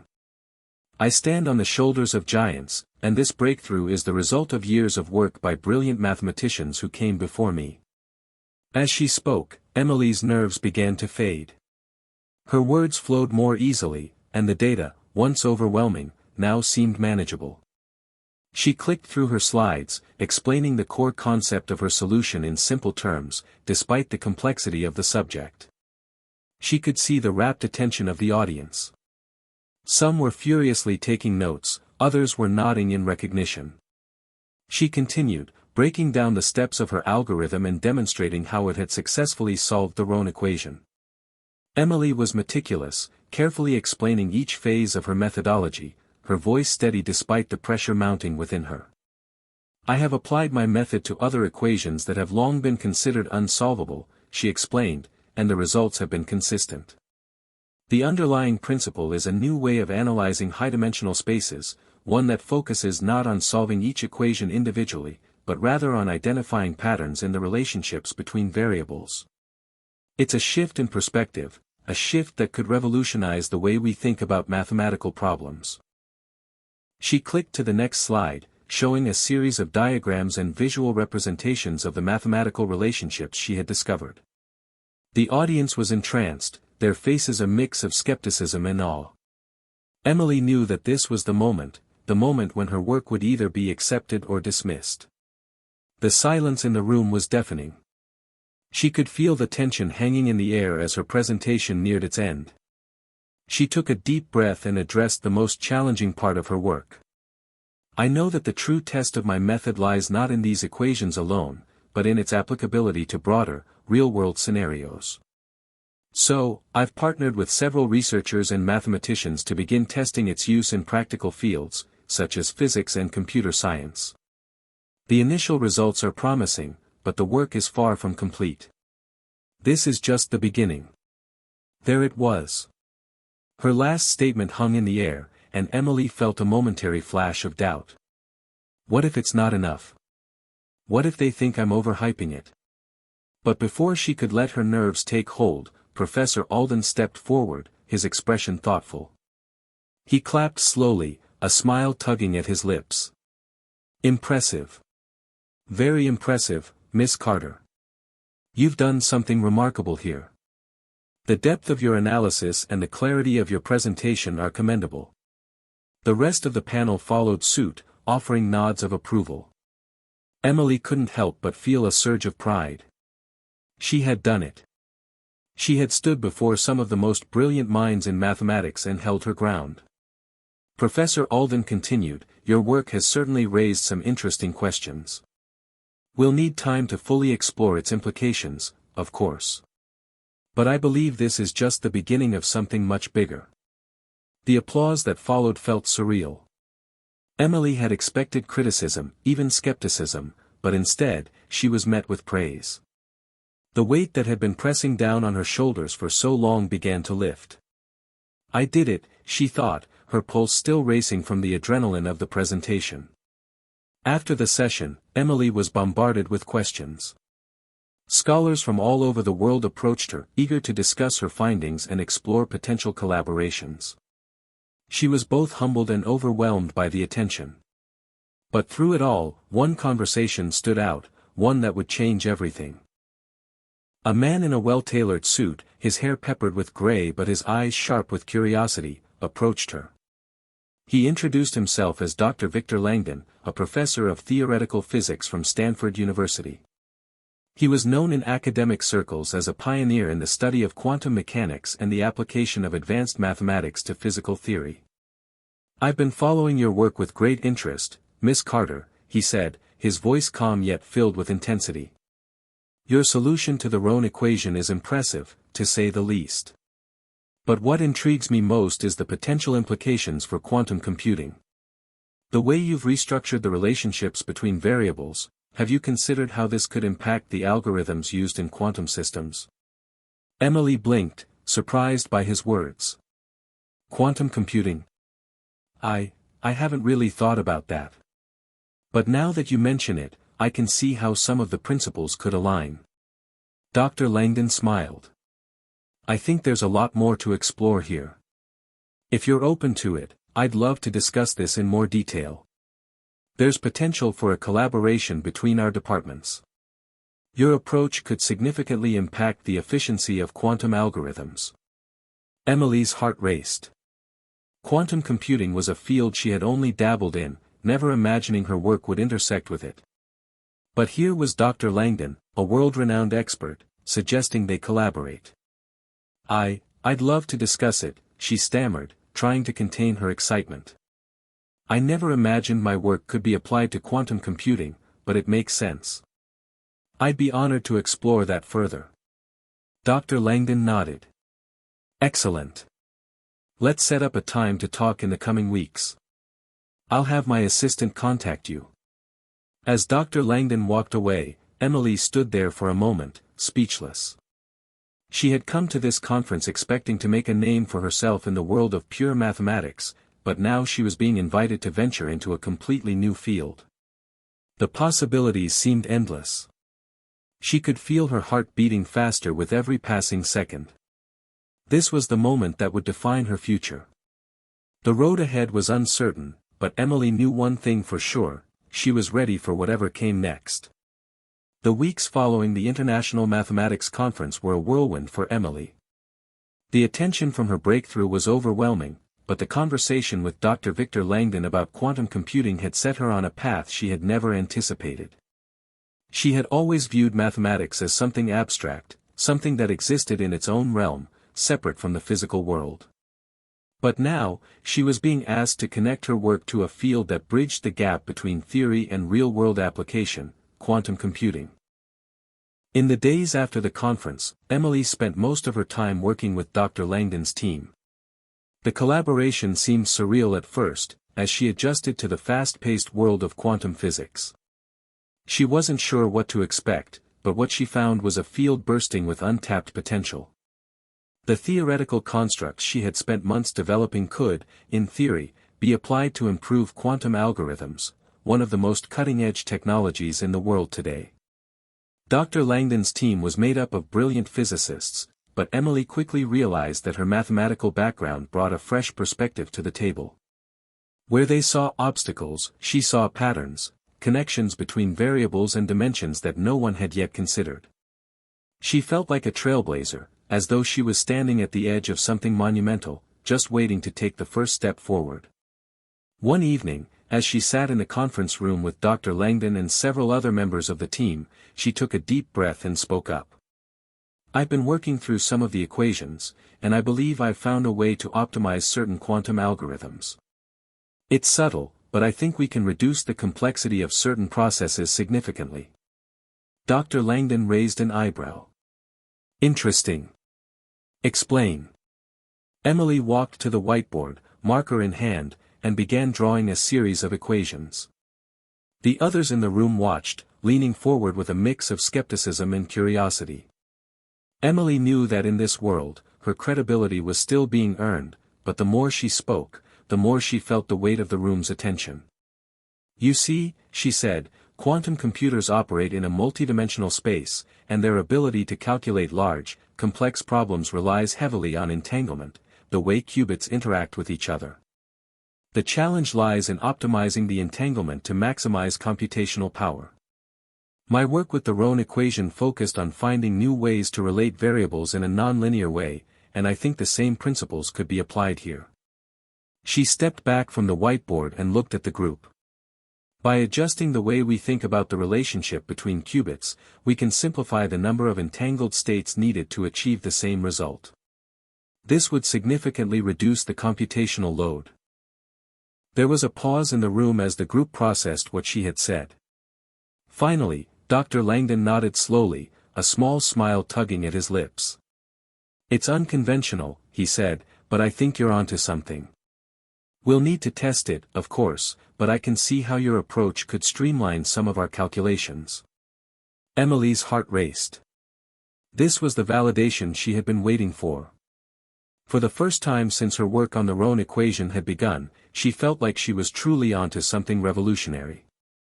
As the days passed, Emily's work with Dr. Langdon's team intensified. She pored over equations, helped design experiments, and spent countless hours analyzing the results.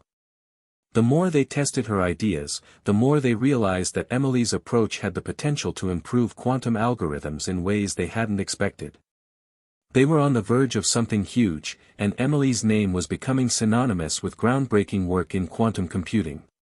But with the progress came an unexpected wait. Emily had never anticipated how challenging this journey would be. The more they made advancements, the more they faced opposition. Some of the senior physicists in the quantum computing field were skeptical of her methods. They dismissed her ideas as too theoretical, too disconnected from the practical challenges of the field.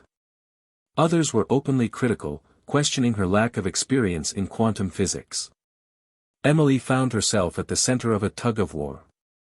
On one hand, Dr. Langdon and his team were enthusiastic, pushing for further experiments and deeper exploration of her theory. On the other hand, there were the skeptics, well-established figures in the field who questioned whether a young mathematician from a small town had any business disrupting their years of research. One afternoon, Emily found herself alone in the conference room, reviewing the latest test results. She had stayed late, working through complex calculations that seemed to take forever to complete. Her phone buzzed, pulling her from her concentration. It was a message from Chloe. "Chloe, I just saw the article on your work. Everyone's talking about it. I'm so proud of you. But I know you're probably under a ton of stress right now. How are you holding up?" Emily paused, staring at the message. Chloe had always been her rock, but she hadn't wanted to worry her friend about the mounting pressure she was facing. She had been so focused on proving herself that she hadn't stopped to think about how much it was affecting her. "Emily, thanks, Chloe. Honestly, it's been a lot. There's so much pressure to get everything perfect, and there are some people who don't believe in my work. But I'm pushing through. I can't stop now." A few moments later, Chloe replied. "Chloe, you've always had a way of proving the doubters wrong. Remember that this is your moment. Don't let anyone's negativity get to you. You've already achieved so much. You've already made history." Emily smiled as she read the message. Chloe's words were the encouragement she needed to hear. She had worked her whole life for this, there was no turning back now. The path ahead was challenging, but Emily knew that every step forward was a step towards something bigger than herself. The next day, Emily attended a meeting with Dr. Langdon and the other researchers. The topic at hand was the latest round of tests, a crucial experiment that could either validate her theory or prove it to be a mistake. She felt a familiar knot form in her stomach as they sat down to discuss the results. Dr. Langdon spoke first. "We've made some significant progress. The latest tests suggest that Emily's theory could indeed reduce the complexity of quantum algorithms. However, there are still some concerns. Some of our colleagues in the field believe we're jumping ahead too quickly, and that we need more time to validate these results." Emily listened carefully, her mind racing. She knew that this was the moment. If her theory held, they could take quantum computing to new heights. But if it didn't, the skepticism would only grow louder. Dr. Langdon continued, "But I think we've reached a point where we can't ignore the implications of this work any longer. I believe Emily's approach is onto something profound."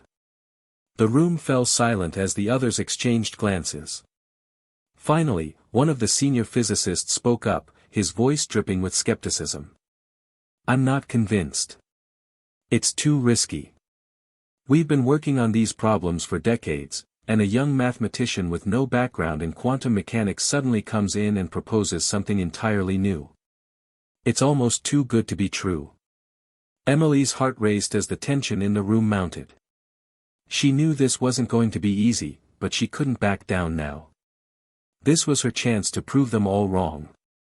"I understand your concerns," Emily said, her voice steady. "But I believe that sometimes, progress requires looking at things differently. We've been approaching these problems with the same methods for so long. Maybe it's time for a fresh perspective." She glanced at Dr. Langdon, who nodded in silent support. The senior physicist didn't respond immediately, but Emily could see the wheels turning in his mind. Finally, he spoke. "Well, we'll see. Let's conduct one final round of tests. If your theory holds, I'll admit I was wrong." It wasn't a full endorsement, but it was progress. Emily felt a small sense of relief, knowing that the next round of tests would be the final deciding factor. As she walked out of the meeting, Emily felt the weight of the world on her shoulders, but for the first time in a long while, she was certain of one thing: she was on the right path. The days following the final round of tests were filled with anticipation. Emily's mind was constantly racing, filled with questions and worries. Would the results confirm her theory? Or would the doubts that had plagued her from the start finally come to fruition? The atmosphere in the lab was tense. Every test, every calculation, felt like it could make or break everything she had worked for. The team had been pushing harder than ever, working around the clock to refine their methods and confirm the results. But with each new test, Emily found herself struggling to maintain her focus. She had worked so tirelessly, so relentlessly, that even the smallest hint of failure felt like a personal defeat. Dr. Langdon, ever the mentor, noticed the change in Emily. He had seen the spark in her when she first presented her work, her fire, her determination. But now, he could see the toll that the pressure was taking. The late nights, the endless calculations, the skepticism from some of the senior physicists, it was all starting to wear on her. One evening, as Emily stared at the results of yet another test, Dr. Langdon approached her.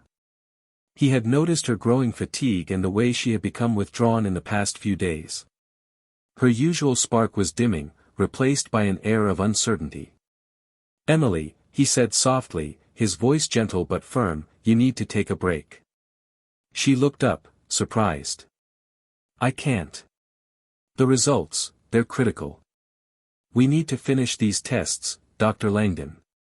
I can't afford to rest now." He sat down beside her, studying the data on the screen before turning his attention back to her. "I understand, but you're at a breaking point. I've watched you work harder than anyone else here, but even the best minds need rest.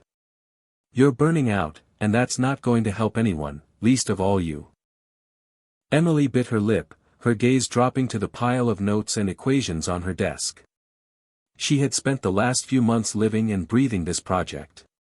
Every conversation, every meeting, every waking hour had been consumed by it.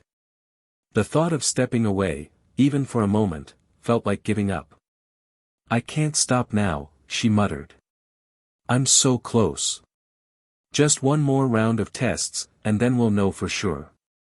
I can't quit before I know if it's all worth it." Dr. Langdon sighed, but there was no judgment in his voice, only concern. "You've already given everything, Emily. If it's meant to work, it will. But you can't keep pushing yourself to the point where you're not thinking clearly. You need to step back, breathe, and give yourself some space. You can't make decisions when you're running on empty." Her eyes welled with tears, tears she had been holding back for weeks. She had always prided herself on being strong, on pushing through the obstacles life threw at her. But in that moment, Emily realized that the weight she had been carrying had become too heavy. "I don't know if I can do this," she whispered, her voice cracking. "I thought I could. I thought I was ready. But every test we do, there's always something that doesn't line up. What if I'm wrong? What if this whole thing is a mistake?" Dr. Langdon placed a hand on her shoulder, his voice soft and steady. "You're not wrong, Emily. You've been brilliant, and you've come this far because of your vision and dedication. But you have to trust the process. You have to believe in yourself, even when the results aren't perfect. We're all in this together, and no one expects you to have all the answers." Emily nodded slowly, wiping her eyes. She felt vulnerable in a way she hadn't allowed herself to feel before. For so long, she had been the one others turned to for answers, for solutions. But in this moment, she realized that even she needed help sometimes. Even she needed to admit that the road was difficult, that the pressure was immense, and that it was okay to not have all the answers. After a long pause, Dr. Langdon spoke again. "Take a step back. Come back tomorrow with fresh eyes. And whatever happens, know that your work is already groundbreaking. You've changed the game. You've done something no one else thought was possible." The next morning, Emily took Dr. Langdon's advice and stepped away from the lab.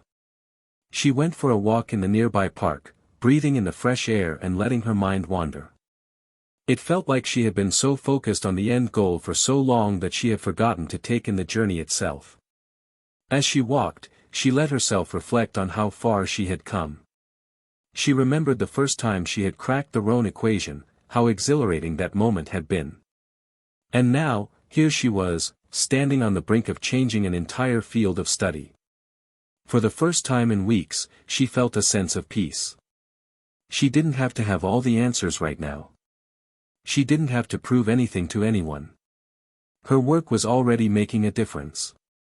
The next day, Emily returned to the lab, ready to face whatever challenges lay ahead. The team had completed another set of tests, and the results were in. As Emily sat down at her desk, she felt a renewed sense of clarity. She wasn't just solving equations anymore, she was part of something bigger. The weight on her shoulders felt lighter now, and she knew that no matter the outcome, she had already accomplished something extraordinary. Dr. Langdon entered the room with a stack of printouts. "Ready to see the results?" he asked, his voice cautious but hopeful. Emily nodded, her pulse quickening. As they went through the data together, she saw something that made her heart leap: there were fewer discrepancies. The patterns she had identified earlier were becoming clearer. It wasn't perfect, but it was close. Very close. "We're getting there," she said, her voice steady. "It's not finished, but it's moving in the right direction." Dr. Langdon smiled, a look of pride in his eyes. "That's all we need right now. Step by step." As the team worked together to refine the final details, Emily felt the tension begin to melt away. She wasn't alone in this anymore. She had a team, a support system that believed in her. And together, they were going to make history. That night, after another long day in the lab, Emily stood outside and looked up at the stars. She had come so far, and yet, she knew that the journey was just beginning. There would be more challenges ahead, more obstacles to overcome. But she was ready. She was no longer just the girl from the farm, she was a mathematician, a trailblazer, someone who had the power to change the world. And that thought, more than any equation or test result, filled her with the strength she needed to keep going. The excitement of the past few days had passed in a blur. Emily's breakthrough with the quantum computing algorithms had shifted the entire focus of the research team. There were new possibilities, new questions, and yet, a sense of uncertainty still lingered. The tests had brought them closer to the truth, but there was one more monumental hurdle ahead. It wasn't just about the equations anymore, it was about the acceptance of her theory in the broader scientific community. The skeptical voices, especially from some of the senior researchers, had not quieted down. In fact, they were growing louder. Emily knew this was a crucial moment. If her work was to stand the test of time, it needed to be proven beyond a shadow of a doubt. This wasn't just about the research team's success, it was about reshaping the field itself. Emily had been spending more time in the lab, poring over the final stages of testing. She couldn't let herself slip back into the doubts that had almost consumed her weeks earlier. There was no turning back now. Her work was too important, and the potential for progress was too great. One afternoon, as Emily reviewed the final results, a text from Chloe popped up on her phone. "Chloe, hey Em, I saw the latest update. Everyone's saying you're about to change everything in quantum computing. That's huge. But, how are you really doing? I know you're under a lot of pressure."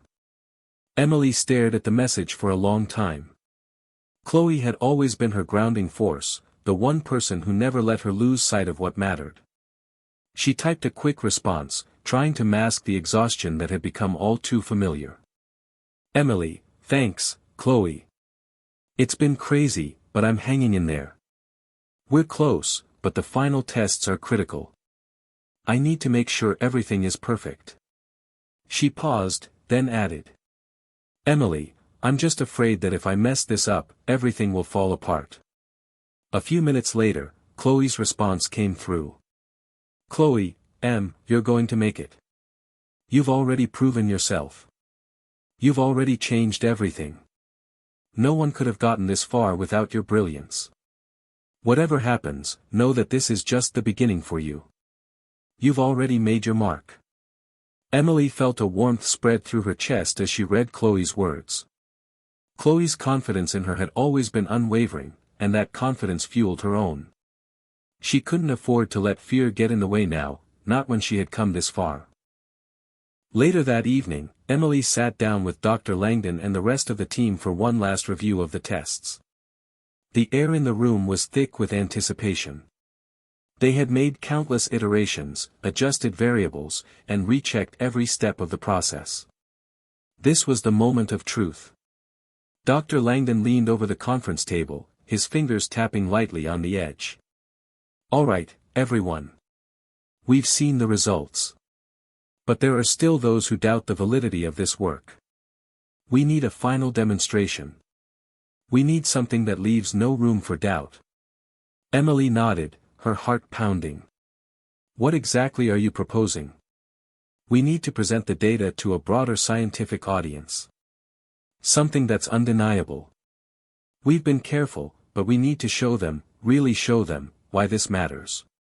We need a breakthrough that's beyond theoretical. Something that applies directly to quantum computing in a real-world context." The room fell silent as everyone took in the weight of his words. Emily's mind spun. A real-world application. It wasn't just about proving her equations worked in theory anymore, it was about showing how they could transform quantum computing. The pressure was mounting, but Emily knew Dr. Langdon was right. This was the final step. "We can't afford any mistakes," she said softly, almost to herself.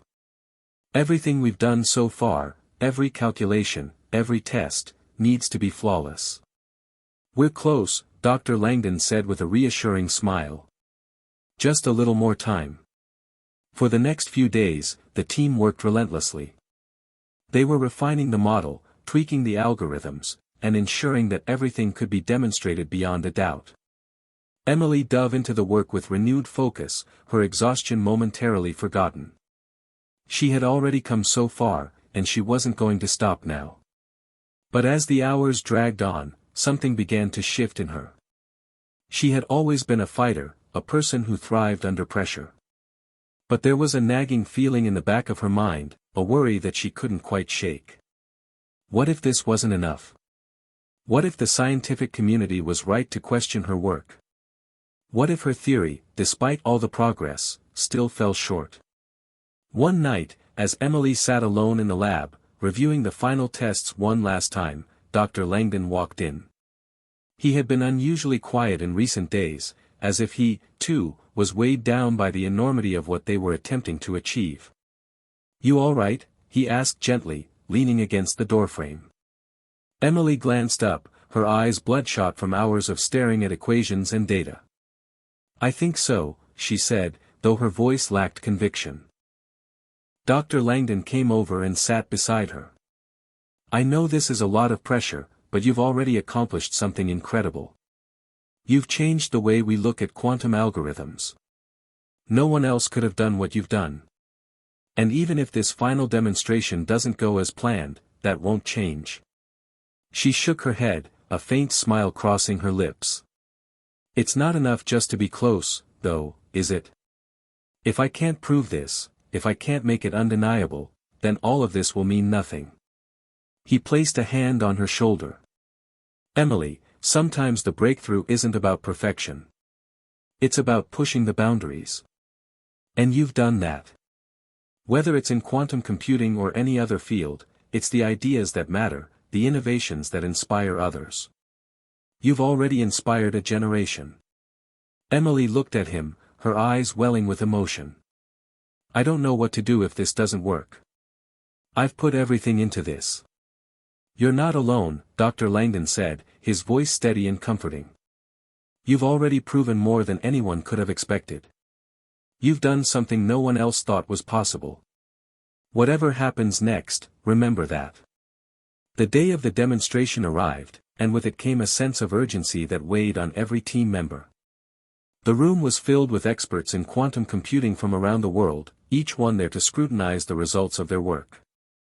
Emily stood at the front, her heart hammering in her chest. She had never felt so exposed in her life. Dr. Langdon gave her an encouraging nod as she stepped up to present.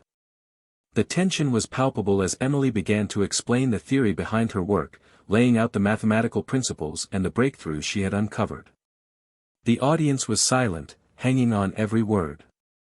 Finally, she reached the point where she would demonstrate the real-world application of her theory. She typed in the final sequence of code, and the screen flickered as the quantum computer began to execute the algorithm. Emily's breath caught in her throat as the program ran smoothly, faster and more efficiently than any of the previous tests. And then, the results appeared on the screen. The room was silent. The calculations were flawless. The algorithm was not only running faster, but it was doing so with greater precision than ever before. Emily could feel the energy shift in the room as the audience realized that they were witnessing something extraordinary. Dr. Langdon smiled, his eyes glinting with pride. "You did it," he whispered. Emily stood there, stunned, as the room erupted in applause. She had done it. She had changed everything. The moment the applause died down, Emily stood in a daze, still trying to process what had just happened.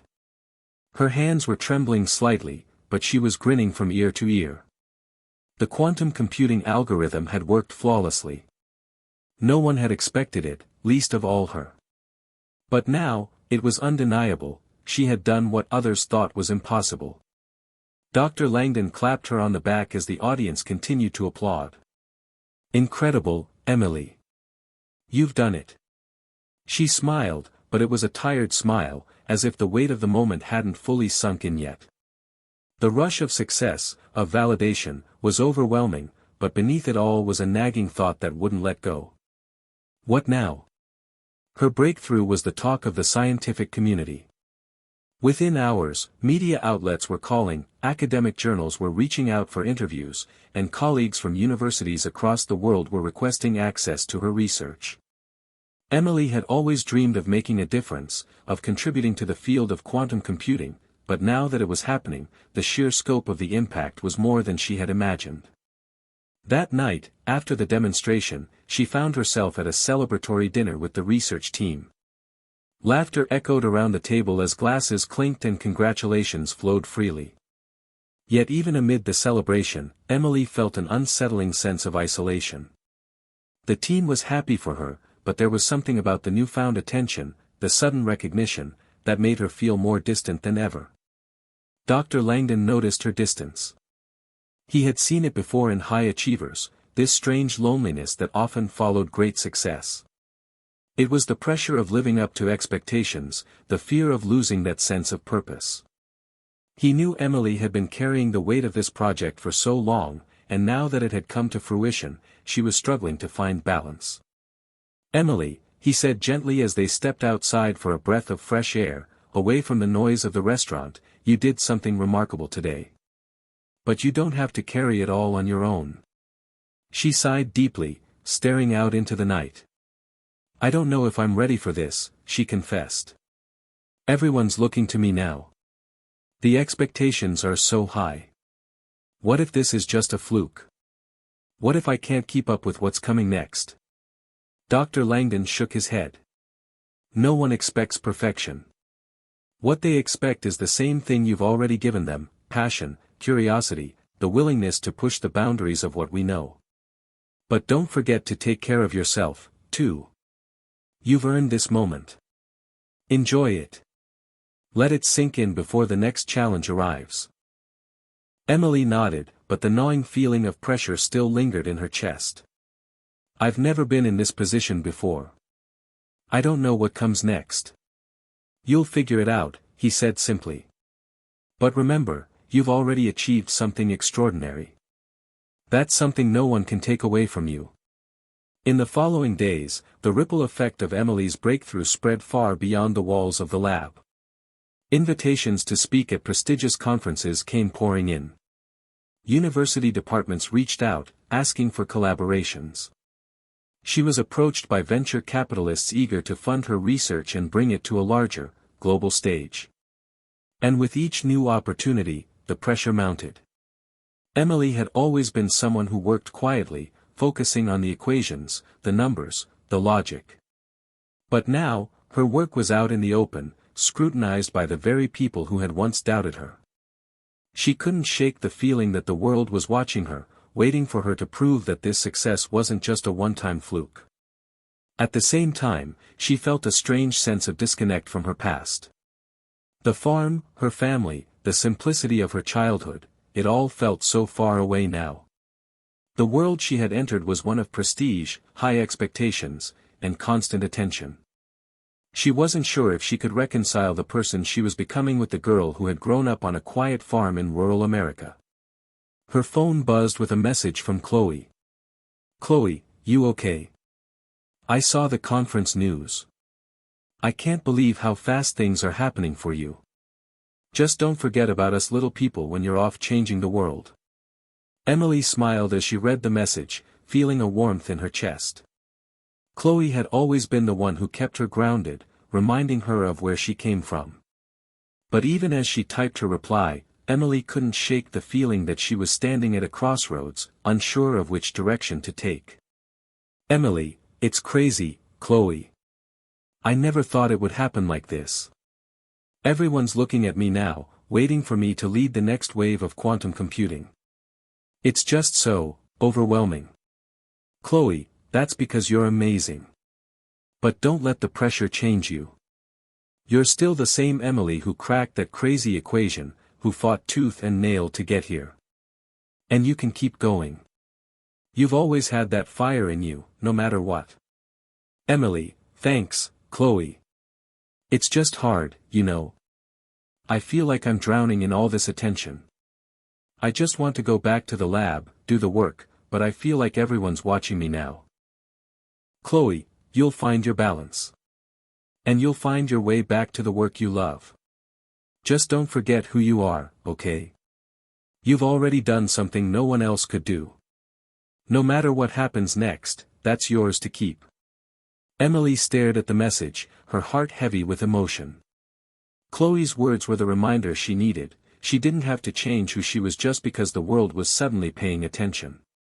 The work mattered more than the fame, the recognition, the expectations. She had always known that deep down. Now, it was time to reconnect with her roots.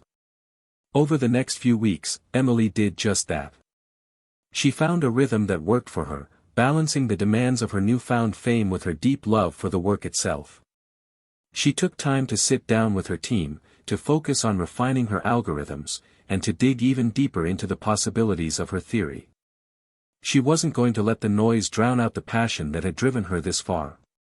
And with each passing day, she felt herself returning to the quiet determination that had defined her from the beginning. Emily wasn't just a product of her success. She was the product of her relentless curiosity, her drive to solve problems that seemed insurmountable, and her ability to see possibilities where others saw only obstacles. As Emily stood in front of her lab, watching the world outside buzz with activity, she realized that this was just the beginning. There would be more challenges, more pressures, but she was ready for them. She had already overcome the impossible. And now, it was time to do it all over again. Emily had spent the past few weeks adjusting to her newfound fame, but with it came a new kind of stress. The quiet days of working alone in the lab, isolated from the world's scrutiny, seemed like a distant memory. The constant media attention, the invitations to speak at conferences, and the never-ending phone calls had transformed her once peaceful routine into a whirlwind of activity. She was trying to find a balance, but it was harder than she had expected. There was no more time for the quiet contemplation she needed to refine her theories, no more time to simply dive deep into the equations without interruption. The world was watching her now, waiting for her next move. And that pressure, which had always existed in the background, now felt suffocating. It was early one morning when the weight of it all finally hit her. She was sitting at her desk, eyes scanning over a new set of test results. The algorithm was performing well, but it was no longer just about the science. There was a demand to apply the research, real-world applications, companies wanting to use the technology, and investors expecting results. The joy she once found in solving problems had been replaced by the anxiety of meeting expectations. Her phone buzzed with another email, this one from a prominent tech company offering a partnership. The terms were attractive, the potential for funding limitless. But Emily couldn't shake the feeling that these opportunities weren't coming to her for her ideas, they were coming because of her fame, her newfound status as the Harvard math prodigy. Was this what she had worked for? Was she really making the world better, or was she simply caught in the rush of recognition? She closed her eyes and rubbed her temples, trying to fight back the sense of overwhelm. She had worked so hard to get here. And yet, she couldn't help but wonder if she had sacrificed something along the way. Later that day, Emily received a call from her father. Hearing his voice always grounded her, reminding her of the days when life had been simpler, when the future wasn't so uncertain. "Hey, Em. How's everything going?" her father asked, his voice warm and familiar. "I'm okay," she replied, forcing a smile as she sat back in her chair. "Just, a lot of stuff to manage. A lot of pressure." Her father was quiet for a moment. "Pressure? What kind of pressure?" She hesitated. "I don't even know how to explain it, Dad.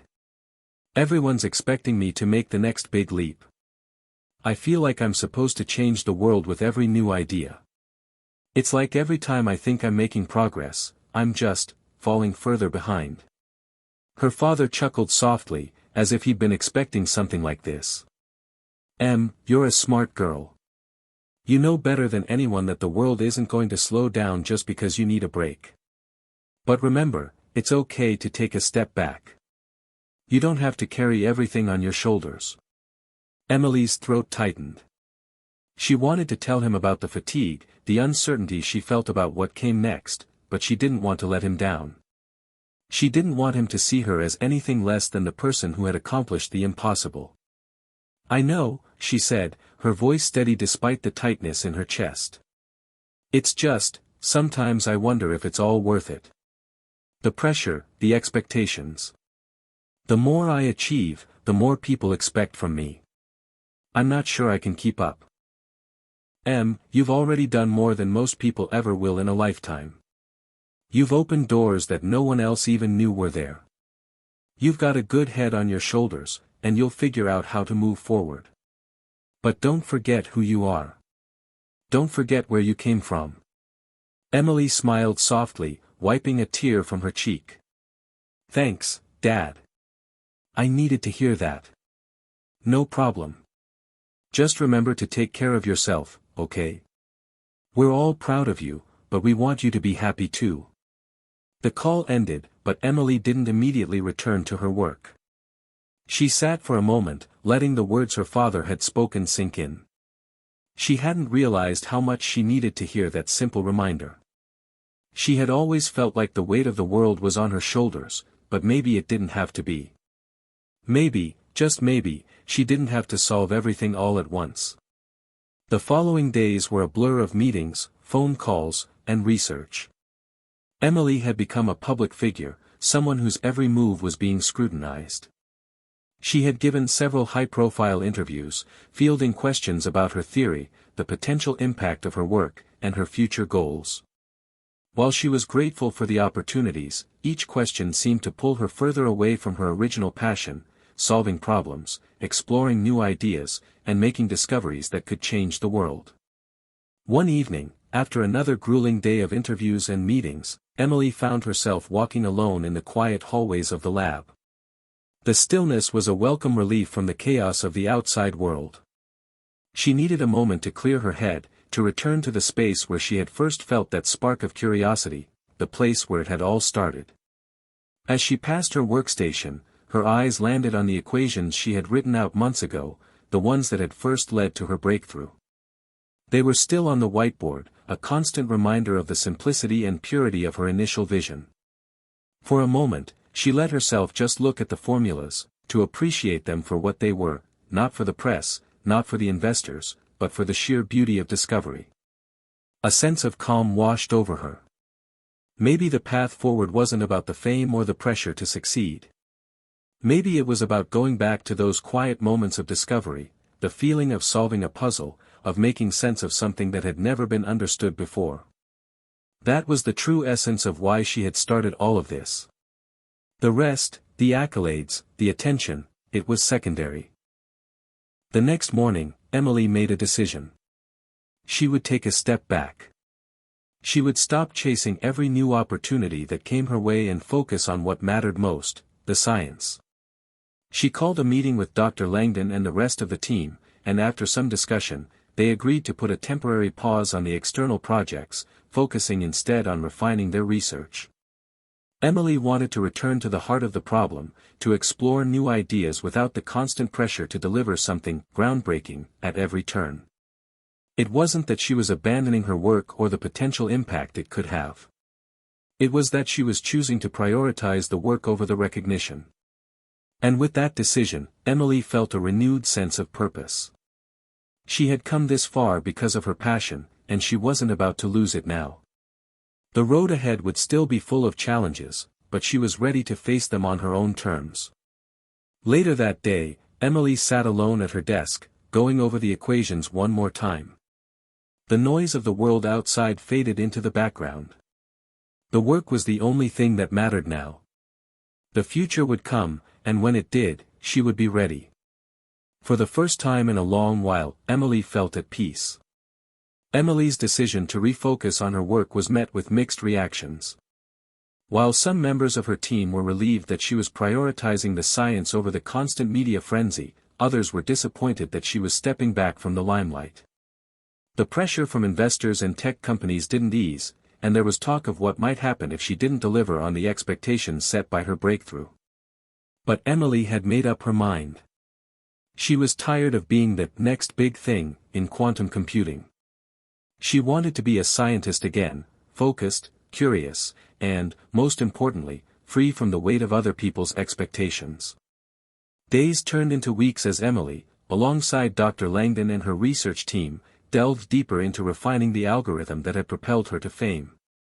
They were still getting calls, emails, and invitations, but now they ignored most of them, choosing instead to stay in the lab, working long hours into the night. And yet, even in her renewed focus, something in her was still restless. She could feel the pressure looming over her like a dark cloud. The idea that her breakthrough was simply a one-time event, that she had somehow peaked, haunted her more than she cared to admit. Was her success simply a fluke? Was there really more for her to give? The nagging feeling that something was missing continued to linger. One evening, as the sun set over the distant horizon, Emily sat at her desk, staring at the equations she had been working on for hours. Her eyes were tired, and her mind felt like it was on the verge of a breakthrough but couldn't quite reach it. Frustration was creeping in again. The same relentless sense of doubt. "Hey, you look like you're burning out," Dr. Langdon said as he walked into the lab, noticing her slumped posture. "I'm fine," she said quickly, not wanting to admit how close she was to breaking. "Just a bit of a block. It happens." He didn't buy it. "You've been at this for days without rest. Why don't you take a break, go get some fresh air?" "I can't," she replied, a little too defensively. "I need to solve this. I need to prove that the first breakthrough wasn't a one-off, that there's more to come." Dr. Langdon studied her for a moment, then sighed. "Emily, you're already proving something by being here, by continuing to push the boundaries. But you can't keep doing it at this pace. You'll burn yourself out, and then where will we be?" She turned to face him, the exhaustion in her eyes clearer now. "But what if there's nothing more? What if that was my one big idea? I keep thinking I'll find something new, but what if there's nothing left to discover?" Dr. Langdon paused, taking a moment before speaking. "You won't find something new by pushing yourself to the edge, Emily. You need time to reflect, to let the ideas come naturally. Sometimes, the best breakthroughs come when you're not actively searching for them." Emily bit her lip, contemplating his words. There was truth in them, she knew. The best discoveries often came in moments of quiet contemplation, not from the desperate pursuit of the next big thing. "All right, I'll take a break," she said after a long pause, leaning back in her chair and rubbing her eyes. "But I'm not done yet. There's still more to explore." The next morning, Emily decided to step away from the lab. She took a long walk through the quiet streets of Cambridge, the cool air brushing against her face. It was strange, walking without the heavy weight of research and deadlines on her shoulders. For the first time in months, she allowed herself to simply breathe. As she walked, her thoughts began to wander, moving away from the equations and theories, and instead focusing on the bigger picture. What had brought her to this point? What had motivated her to push so hard in the first place? The answer was simple: curiosity. The drive to understand the universe and the way it worked had always been her guiding force. She hadn't started this journey to win awards or gain fame. She had done it because she wanted to uncover something unknown, to solve a puzzle that no one else could solve. And that's when it hit her. She didn't need to prove anything to anyone. She didn't have to keep up with the expectations of the world. All she had to do was continue the pursuit of knowledge, at her own pace, without worrying about the rest. The rest would follow naturally. Emily smiled to herself, a sense of clarity flooding her thoughts. The pressure, the fear of failing to live up to her own achievements, it had been clouding her vision all along. But now, in the stillness of the morning, she remembered why she had started this journey. She had to return to that feeling, the sense of wonder and discovery that had once been so clear in her heart. Later that day, Emily returned to the lab, determined to approach her work from a fresh perspective. She no longer felt the need to rush toward an answer. Instead, she took her time, reflecting on her earlier theories, asking new questions, and allowing herself the space to explore without fear of failure. As the hours passed, a small breakthrough occurred. It wasn't the grand revelation she had been hoping for, but it was something important, a new understanding of the algorithm she had been developing. She had figured out a way to improve its efficiency, a small tweak that could lead to even bigger results down the line. It wasn't a game-changing discovery, but it was progress. And that was enough. Her team gathered around as Emily explained the new insight. They were excited, but it wasn't the same kind of frantic enthusiasm that had accompanied her earlier successes. It was quieter, more thoughtful, a recognition that the road to innovation was often paved with small, incremental steps, not just big, flashy moments. Emily felt a deep sense of relief. The pressure had not disappeared completely, but it no longer felt like a weight on her shoulders. Instead of trying to force the next breakthrough, she was learning to embrace the process, one step at a time.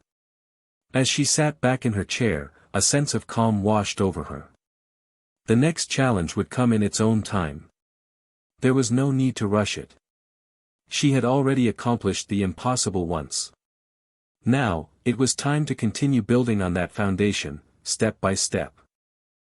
And as Emily looked around at her team, she realized that she was no longer alone in this journey. The success was no longer hers alone to bear, it was something they were all working toward, together. And that sense of shared purpose was the most valuable thing of all. The weeks that followed Emily's decision to slow down were transformative. There was still pressure from the outside world, investors calling, companies eager to partner with her, and the ever-present media waiting for her next move, but Emily had found a rhythm in the lab that she hadn't felt before. She and her team began to embrace the small, incremental progress they were making, and for the first time since her breakthrough, Emily truly felt like herself again.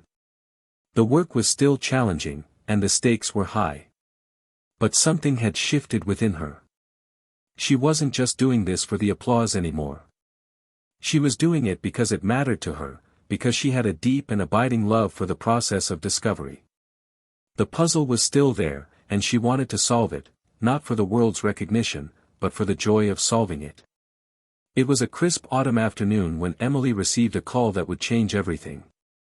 She was sitting in her office, reviewing some data when her phone buzzed. The number was unfamiliar, but something told her it was important. "Hello," she answered, her voice steady but curious. "Is this Emily Watson?" a deep voice on the other end of the line asked. "It is. Who's this?" "This is Dr. Susan Mitchell. I'm the chair of the Department of Quantum Computing at Stanford University. I've been following your work closely, and I think you should consider joining us." Emily blinked, caught off guard by the offer. "Stanford? I'm flattered, but I'm happy at Harvard. I've got my own lab here." Dr. Mitchell's voice remained calm, confident. "I understand. But Emily, we're offering you a rare opportunity to work alongside some of the brightest minds in the field. A chance to push the boundaries of quantum theory in ways you haven't even imagined yet. We have the resources, the funding, and the freedom to explore ideas that are, quite frankly, unavailable to most researchers. We believe your work is groundbreaking, and we want you here with us. The offer was tempting. Stanford was one of the top universities in the world, and their department had access to unparalleled resources. The idea of working with like-minded scientists who shared her passion for pushing the boundaries of quantum theory was exciting. But there was something in Emily that hesitated. Was it the right move? Was she ready to leave Harvard, where she had spent years building a reputation, for a fresh start? She had never been one to seek a new challenge just for the sake of it. She had always been driven by a sense of purpose, not opportunity alone. I appreciate the offer, Dr. Mitchell, Emily said, her voice thoughtful. But right now, I'm focused on my work here. I'm not looking for a change. Dr. Mitchell seemed undeterred. I respect that, Emily. But I urge you to think about it. This could be the chance to make a real, lasting impact in the field. You'd have the freedom to explore your ideas without limits. Emily sat in silence for a moment, reflecting on her journey. The weight of the decision was not lost on her. She had worked so hard to get to where she was, but she also knew that stagnation was the enemy of innovation. She had already stepped away from the public spotlight. Perhaps it was time to take another step, this time, into a new environment that could push her in ways she hadn't yet experienced. I'll think about it, she finally said, and they agreed to keep the conversation open. That night, Emily couldn't sleep. Her mind raced with thoughts of the future, of the paths that lay before her. The opportunity at Stanford was tempting, but she felt a strong pull to stay where she was, to continue building what she had started. She had spent so much of her life in pursuit of a singular goal, becoming a world-renowned scientist. But now that she had achieved it, Emily realized that the goalposts were constantly shifting. The recognition, the accolades, the attention, they all felt like distractions from the true reason she had begun this journey, the joy of discovery. And that joy was still here, in the lab, in her work, in the late-night discussions with Dr. Langdon and the team. There was still so much to explore, so much to learn. Emily wasn't ready to leave it behind just yet. The next morning, after careful reflection, Emily made a decision. She would remain at Harvard. She would continue her work here, with her team, pushing forward the boundaries of quantum computing at her own pace, without the pressure of living up to anyone else's expectations. She called Dr. Mitchell back and thanked her for the offer but respectfully declined. It was a difficult decision, but Emily knew it was the right one for her. She wasn't ready to chase after the next big opportunity. She was ready to nurture the one she already had. The days that followed were filled with quiet contentment. Emily and her team made significant progress on their research, developing new applications for the algorithm that had started it all. They weren't changing the world with one grand stroke, instead, they were building something lasting, something meaningful. Emily's decision to step away from the constant noise of external expectations allowed her to focus more deeply on her work. The lab felt like home again, warm, welcoming, and full of possibility. And with each passing day, she realized that this was the place she had always been meant to be. Months later, Emily stood before a group of colleagues at a prestigious academic conference. It wasn't a flashy event, but it was the kind of gathering where real breakthroughs were shared. She presented the results of her latest research, which had quietly transformed the field of quantum computing. It wasn't the kind of revelation that would make headlines, but it was the kind of work that would shape the future of the industry in profound and lasting ways. As she wrapped up her presentation, Emily felt a deep sense of satisfaction. She had come a long way from the days of struggling under the pressure of her initial success. She no longer felt the need to prove herself to anyone. The work spoke for itself, and that was enough. In the audience, Dr. Langdon sat with a proud smile on his face. He had always believed in Emily's ability to succeed, not because of the fame or the recognition, but because of her unrelenting passion for the work. And as the applause echoed in the room, Emily knew that he was right. This was just the beginning. Hit subscribe and leave a comment with where you're watching from. This story might just spark a new beginning. What's one thing that always pushes you forward, even when things get tough?